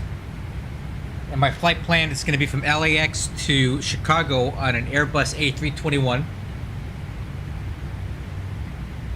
And then from Chicago to London Heathrow on a 767-300. And that's for United Airlines, who I like to fly with whenever I can. I'm looking forward to the 767 flight. I haven't been on one of those in over 20 years, so it'll be fun to fly on that. Last time I flew on one, it was from Anchorage, Alaska to LAX. And I think it was a 200, but I'm not certain. That was back in the 90s, and I didn't really know the difference at the time.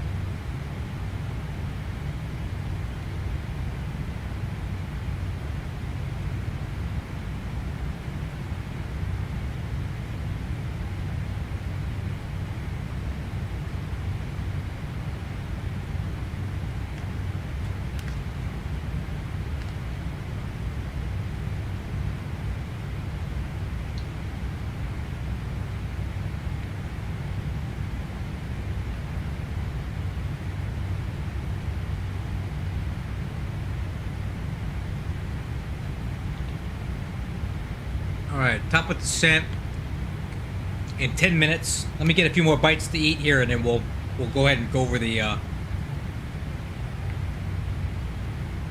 descent and approach checklist. But what I'll do is I'll start pulling up some numbers right now.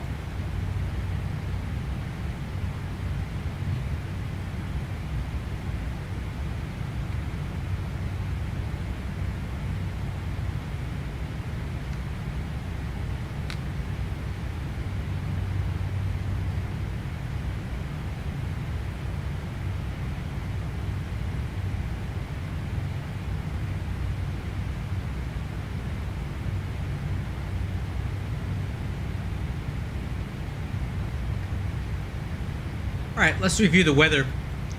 So, ATIS pop-up, landing 3-5 left, right, and center. We're going to go for a 3-6 right. The wind is 320 at 4. 10 miles visibility. Temperature -3. Altimeter 3025.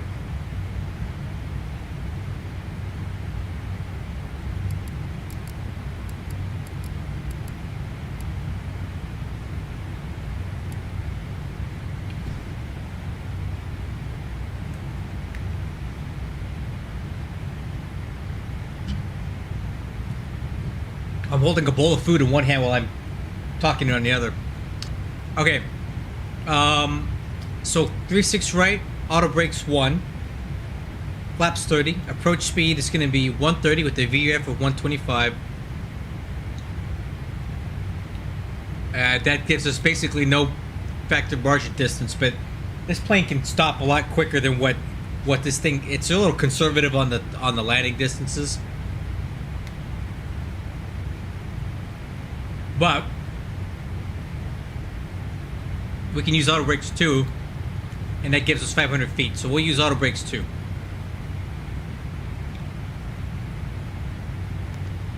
So flap speed is going to be 30. Flaps 30, 125 VREF. Auto brakes will be auto brakes 2.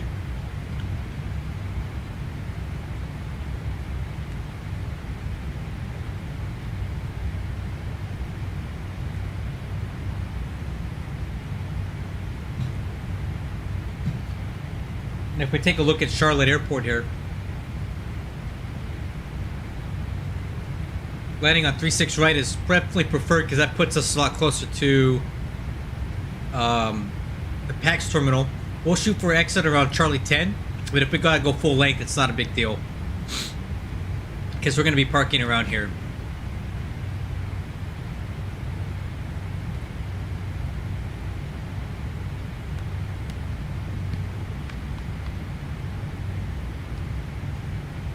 Okay. We're going to be on the Jones 5 RNAV arrival. So we get a cross cup at 270 above 24. Cake 270 between 17 and 26. Jones between 21 and 11. Dub between 10 and 12. And then Chaley, 7,000 feet, 210 knots, landing on the 3-6s. We'll fly vectors over to Hecum, which is the first fix on the 3-6 right ILS approach.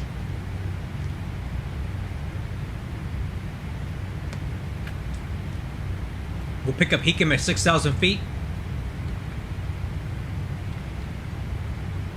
We'll fly this in a continuous descent profile down to the final approach fix at Hayu, 2,500 feet. It's a 3-degree glide path with a touchdown zone of 727 feet above sea level. RVR is 1,800 feet.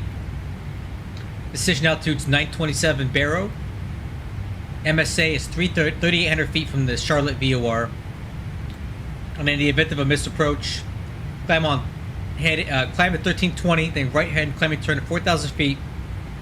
Outbound the Charlotte VOR radial 093 to Locust, which is 25 DME from Charlotte, and hold. Or as directed by ATC. What I'll do, if we need to go around, we'll just fly a right close traffic pattern, come back around, try it again. Okay, auto brakes are set. Arrival briefing is performed. Decision height is 927 Barrow.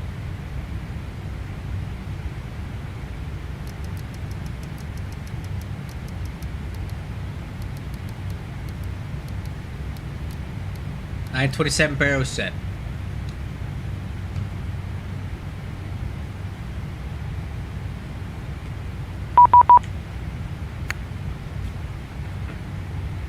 Let's go ahead and get the seatbelt signs on.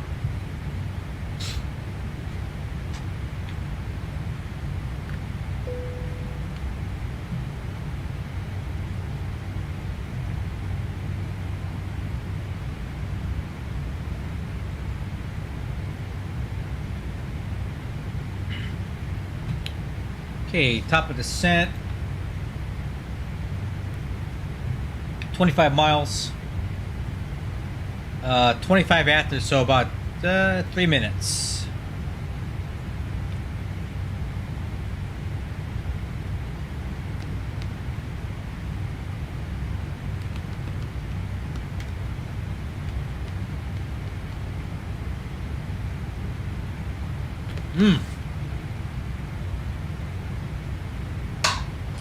That was good.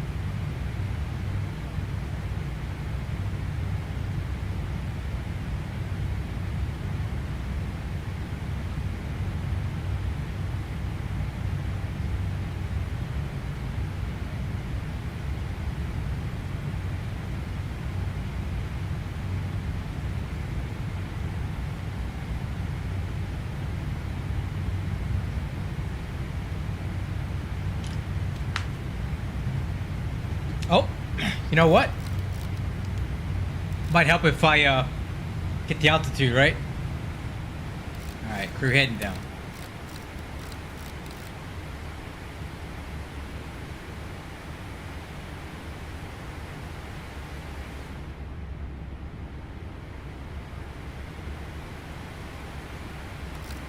Take it down to 10,000 feet first.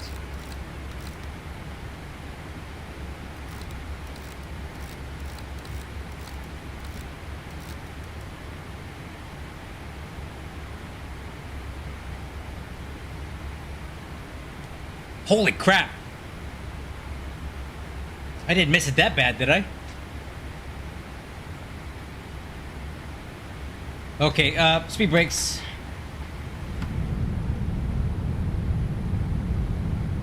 We're gonna overspeed the aircraft again. Easy now, easy now.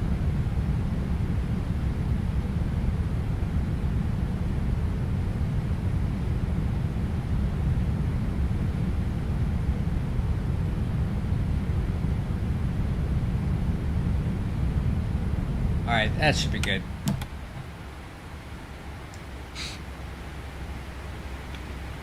Alright, settle down aircraft where everything's fine.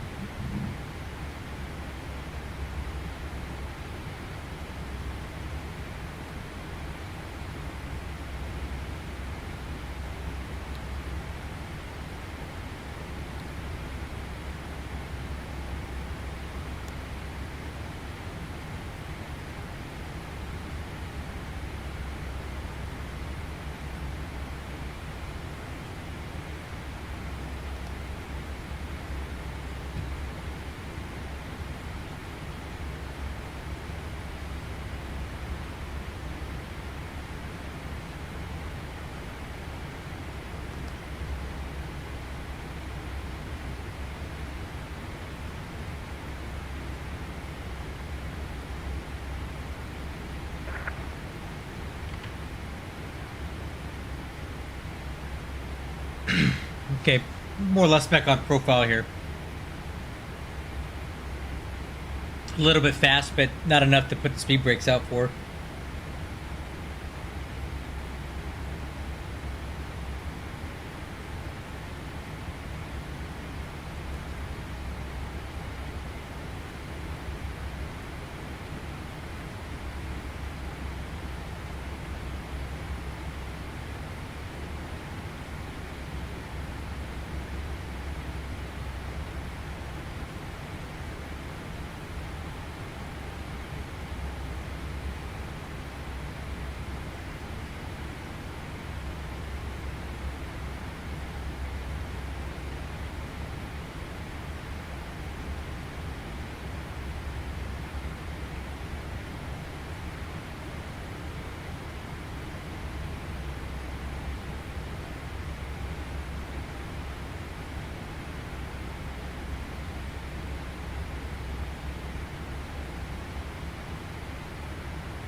Alright, actually I'm going to put some speed brakes out because we're getting kind of fast here. We're spoilers.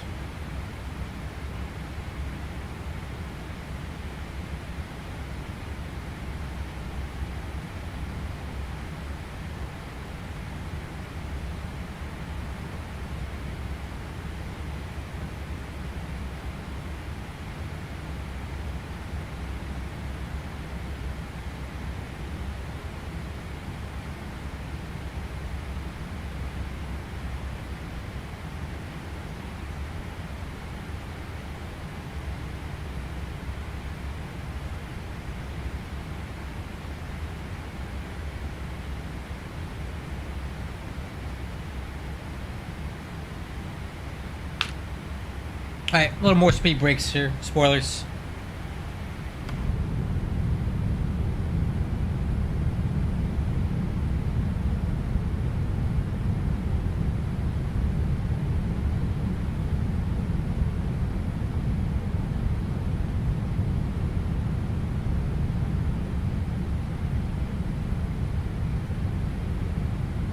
Alright, about that will do.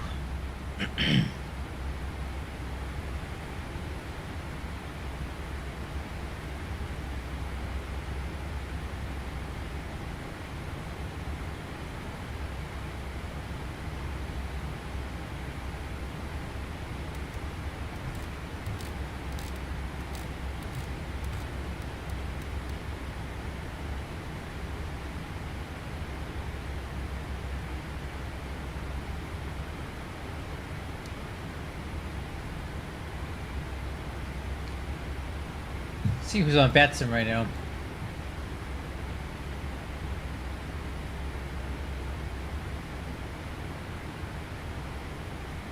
Basically nobody. Yeah, but my friend Dylan is manning Jacksonville.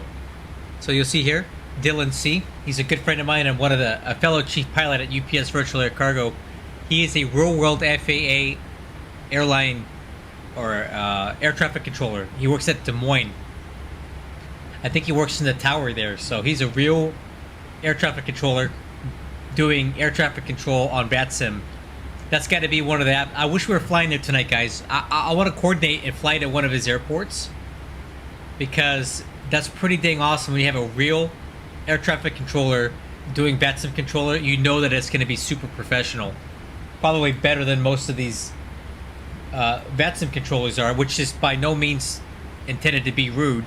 They do a great job, but this guy's a real air traffic controller, so his lingo's on point, you know what I mean? Well, so we'll definitely plan a trip down to Jacksonville to try out his air traffic controlling in the very near future.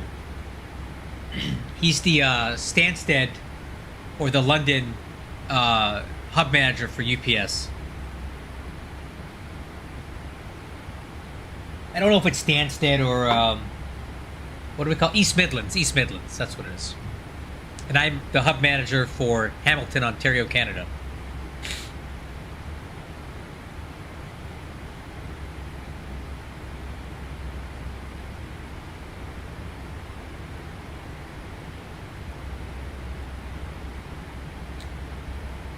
Speed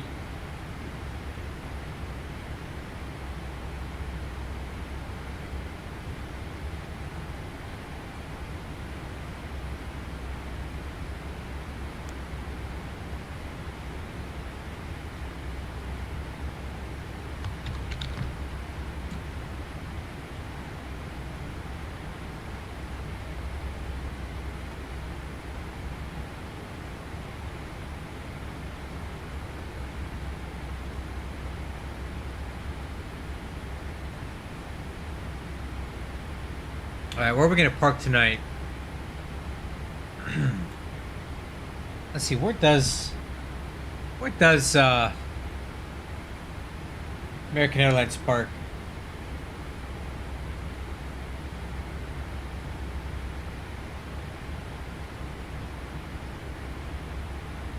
Hold on, I'm using Google to find out.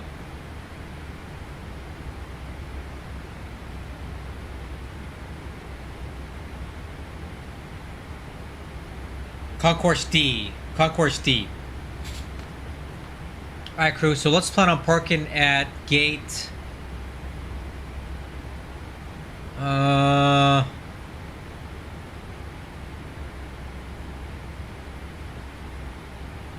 Gate Delta 5. Delta 5. That's our gate tonight. 5. That'll work.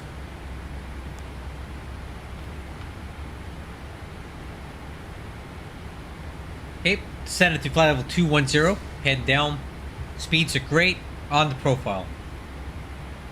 A little bit of weather off to the left, but should not be a factor for now.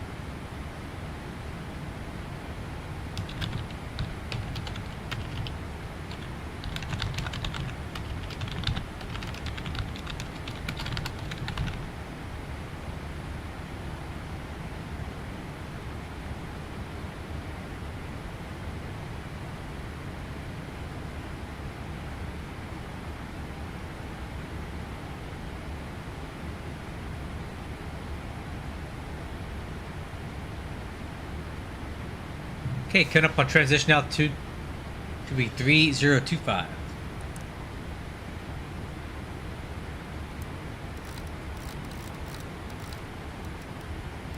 Hey, altimeters, we'll cross-check those at 17,000.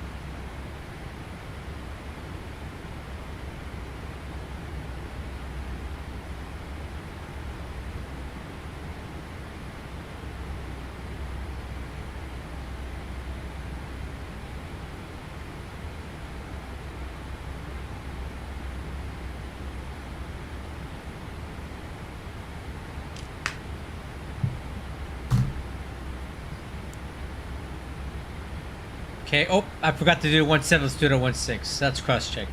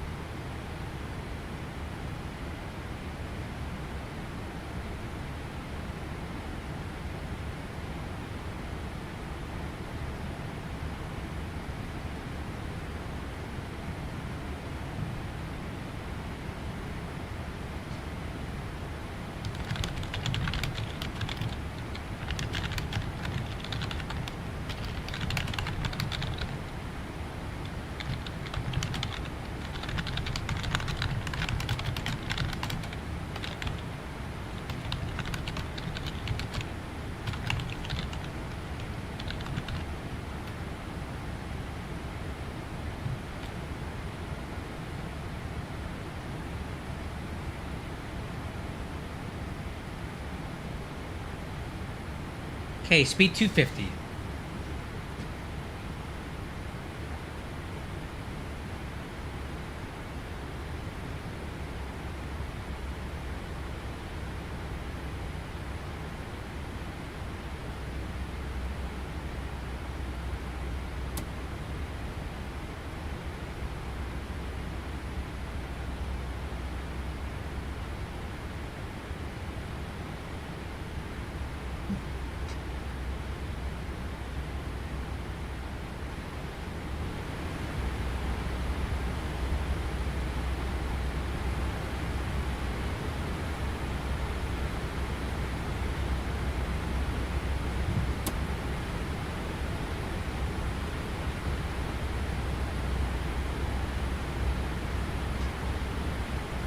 Okay, speed's decreasing. 250.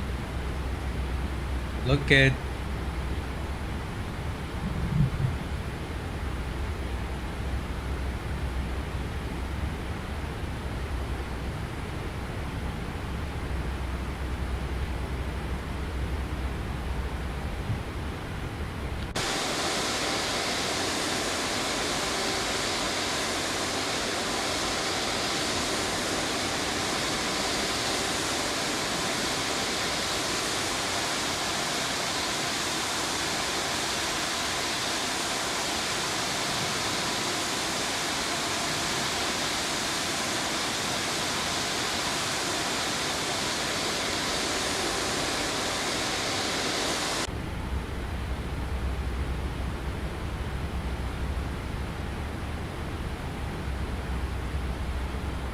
Alright, crew, getting close here. About 30 miles out. 40 miles out.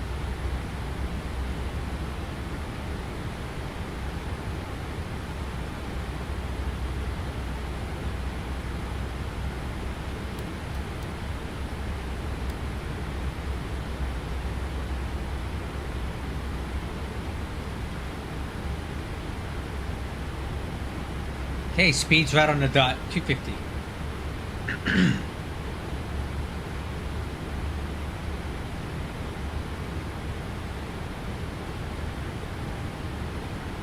gonna grab the CTAP frequency for Charlotte.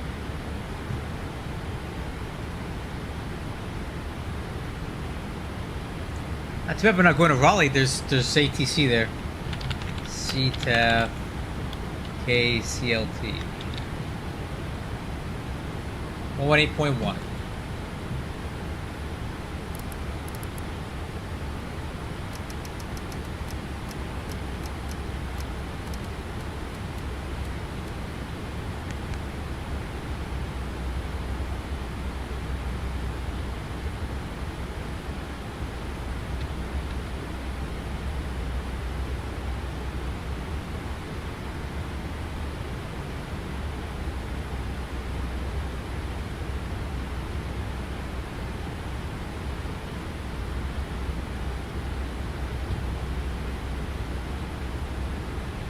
Okay, speed 240, VNAV altitude.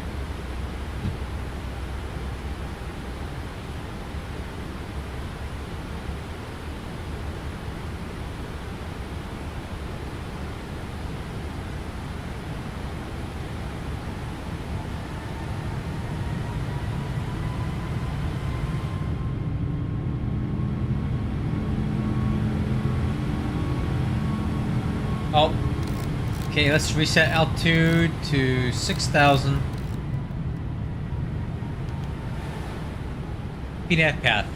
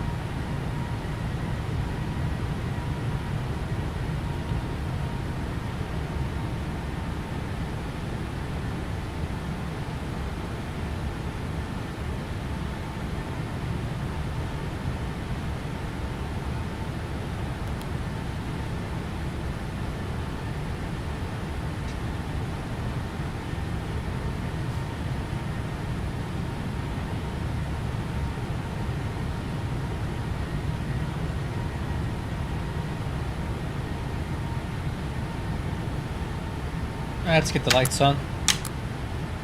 First checklist complete.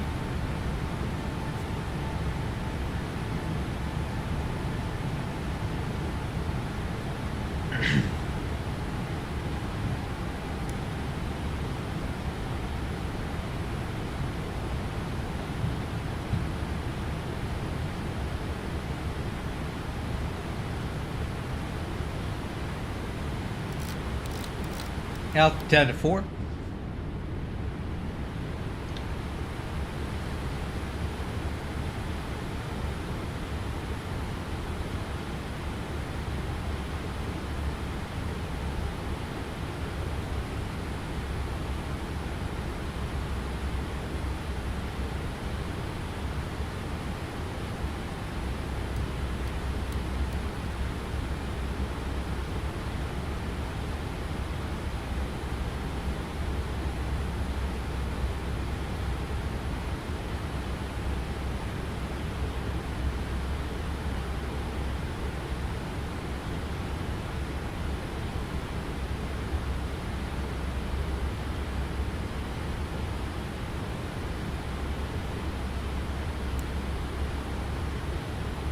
Alright, crew, we're gonna fly vectors here, and then as I get in closer, I'll go direct to what's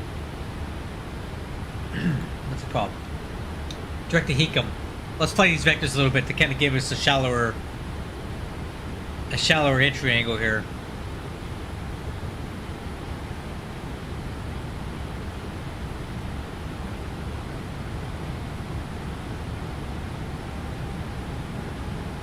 Alright, I'm gonna go vertical speed down to 1.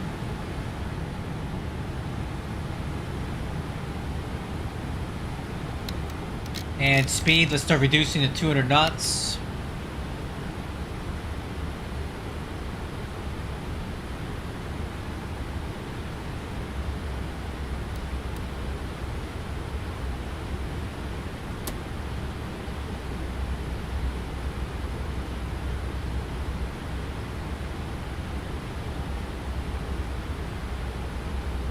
Actually, let's go vertical speed 1500.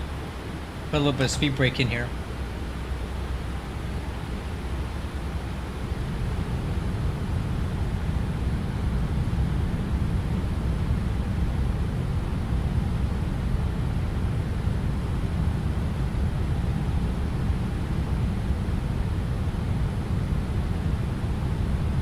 Alright, let's go direct to Hecum.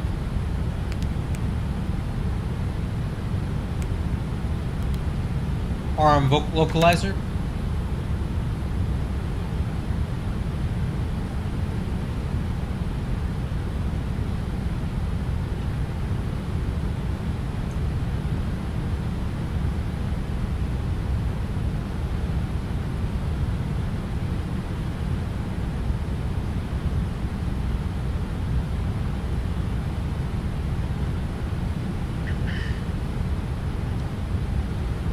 Altitude.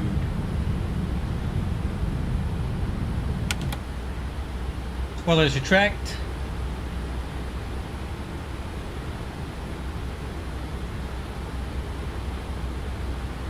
Flaps 1.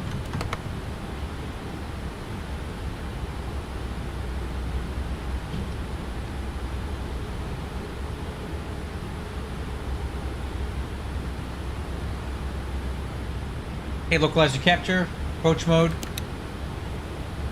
speed 180, flaps 5.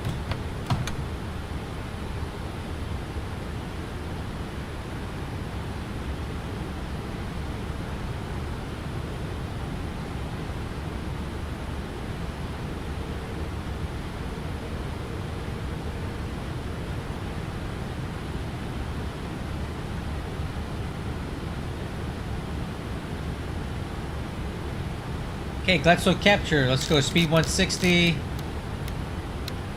Gear down. Flaps 15.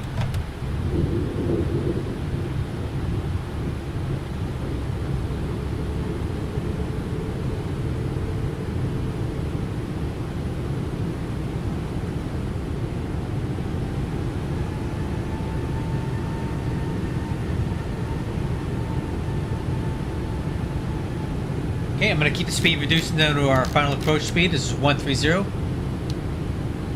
Charlotte traffic, good evening. American 9097 on the ILS 36 right approach. Charlotte. Flaps 20.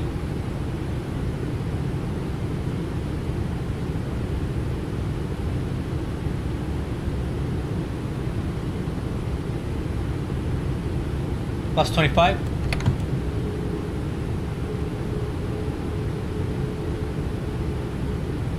Flaps 30. Landing checklist. Landing gears down. Spoiler handle. Armed. Auto brakes 2. Flaps 30. Altimeter's cross check. ICAS. No alerts. We're clear to land.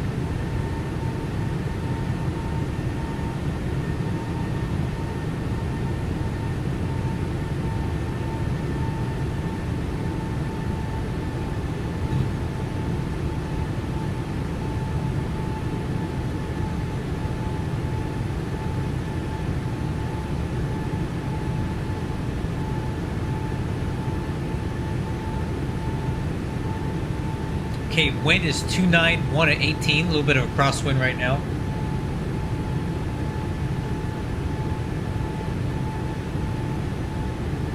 And the wind should reduce to 330 at 4. So we have an approximately 15 knot crosswind from the left. The wind should shift off to the nose to 330 at about 4 knots.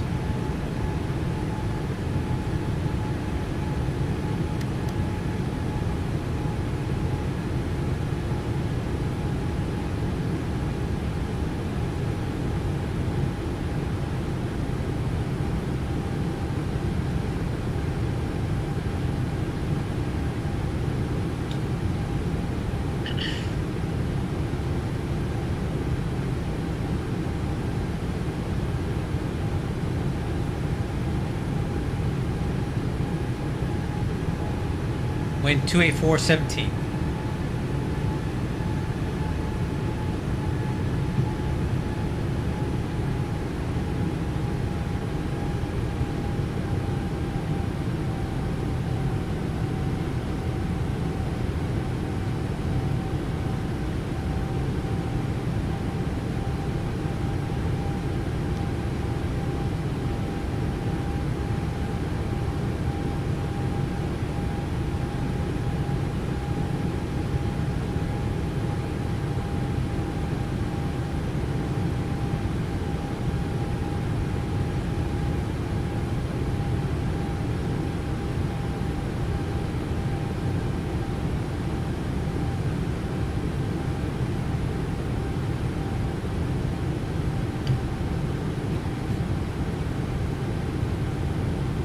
Alright, I'll take autopilot from here.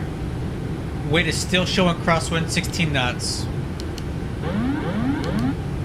Okay, missed approach altitude set.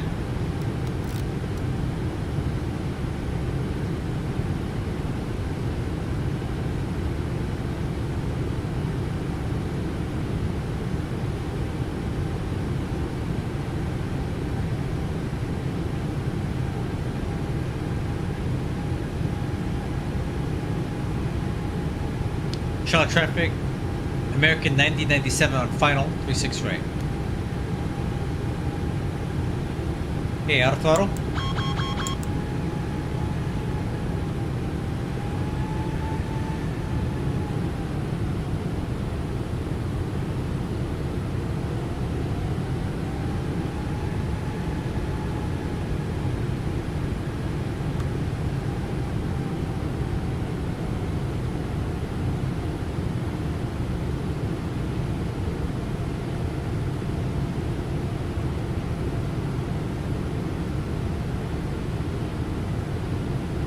Okay, wind is 259 at 14.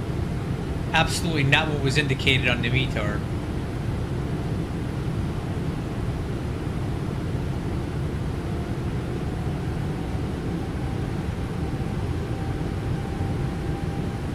Okay, 253 at 12.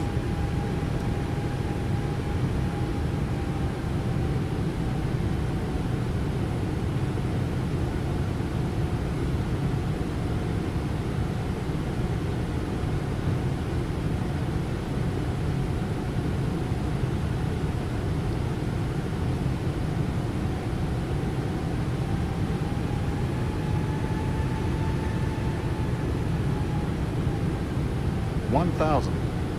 Check. 1,000 stable. Miss switch altitude set.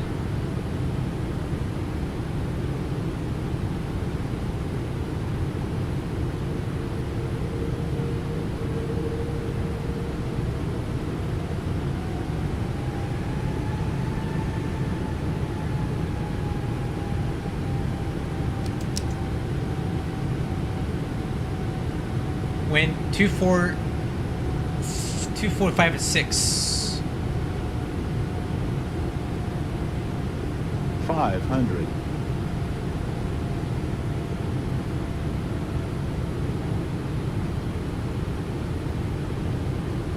400.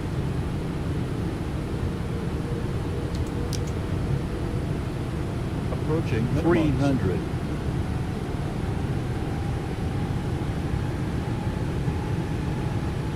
200 minimums.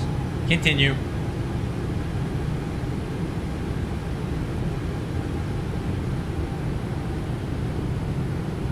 $100. 50. 40. 30. 20. 10.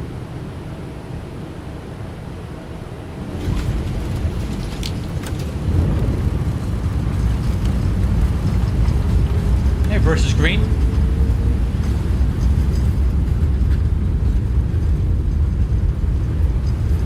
$80 knots. Manual braking.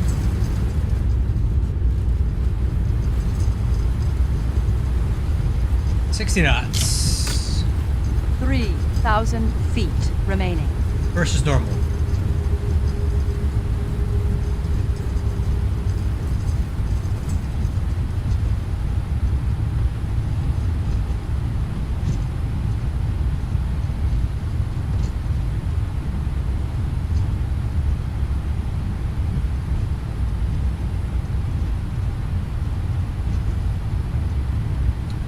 Traffic. 18. American left. 9097 is clear. 36 right at Charlie 10.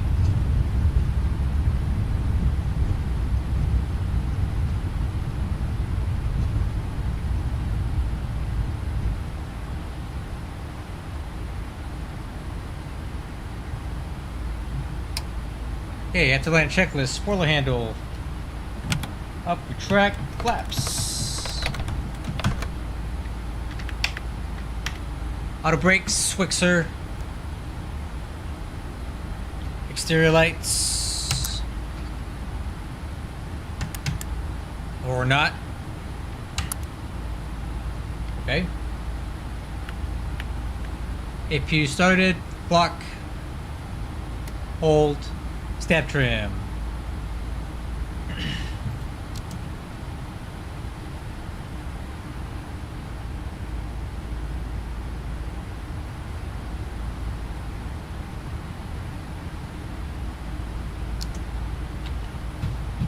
Alright, let's see where we're at.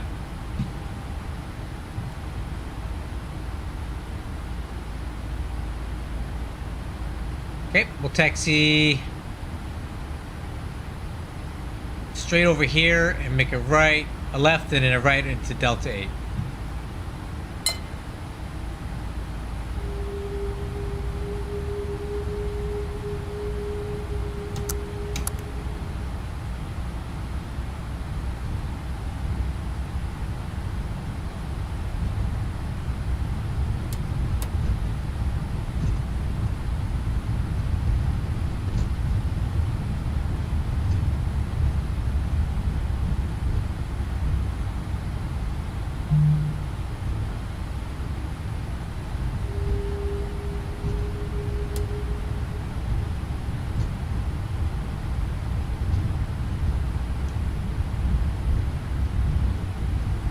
Who's landing behind me? Who is that? FedEx 31. I got stalked. That guy followed me all the way here. What's the chance of him coming in the same place? That guy left from Fort Worth just after I did. Homie's creeping on me, man.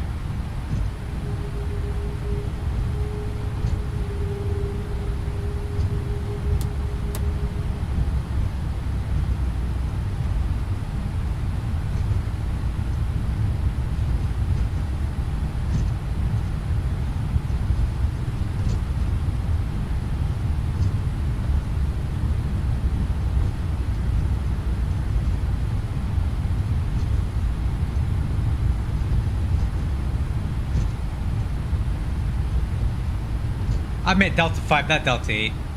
Delta 5 is what I was looking for.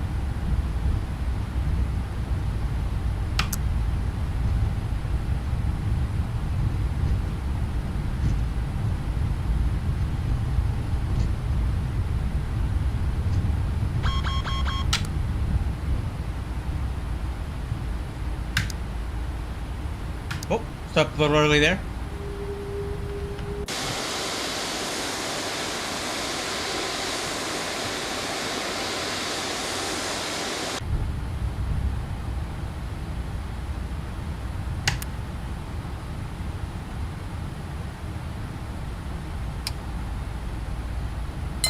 Oops. Parking brake set.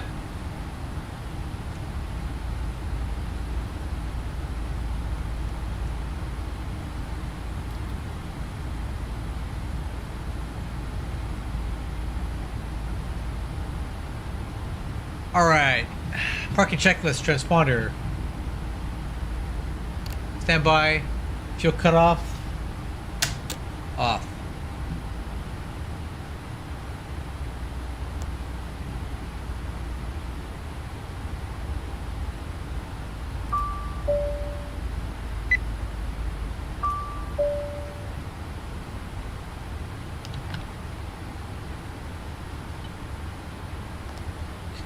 Ground service, gate, chucks.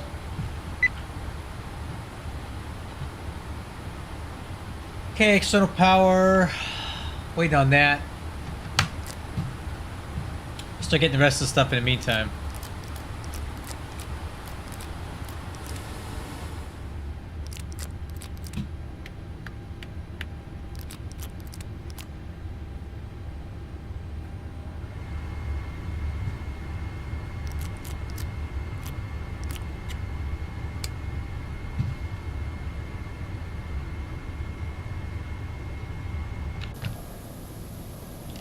I'm being stalked, I'm telling you guys. Look at this.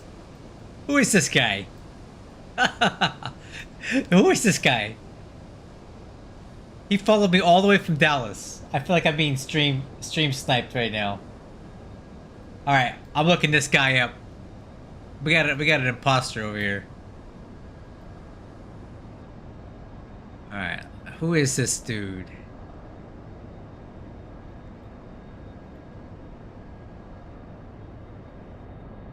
Shenzi Leon. Interesting. Well, that's pretty cool. This guy flew all the way from Dallas. Interesting approach that he flew. You like that? Same routing and everything. Wow. I should be flattered, huh? Alright, soda power is on, APU's off, packs, recirc, window, hydro, beacon lights off, parking brake, released.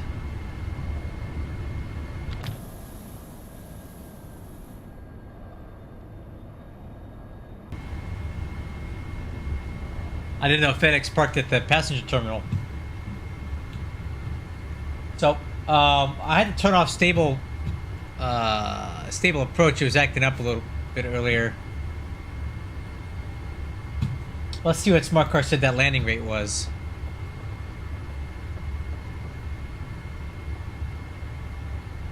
I thought it was a pretty decent landing, so.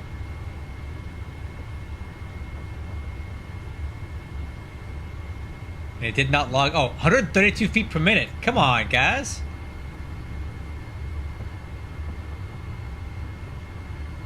132 feet per minute on that landing. That was pretty good.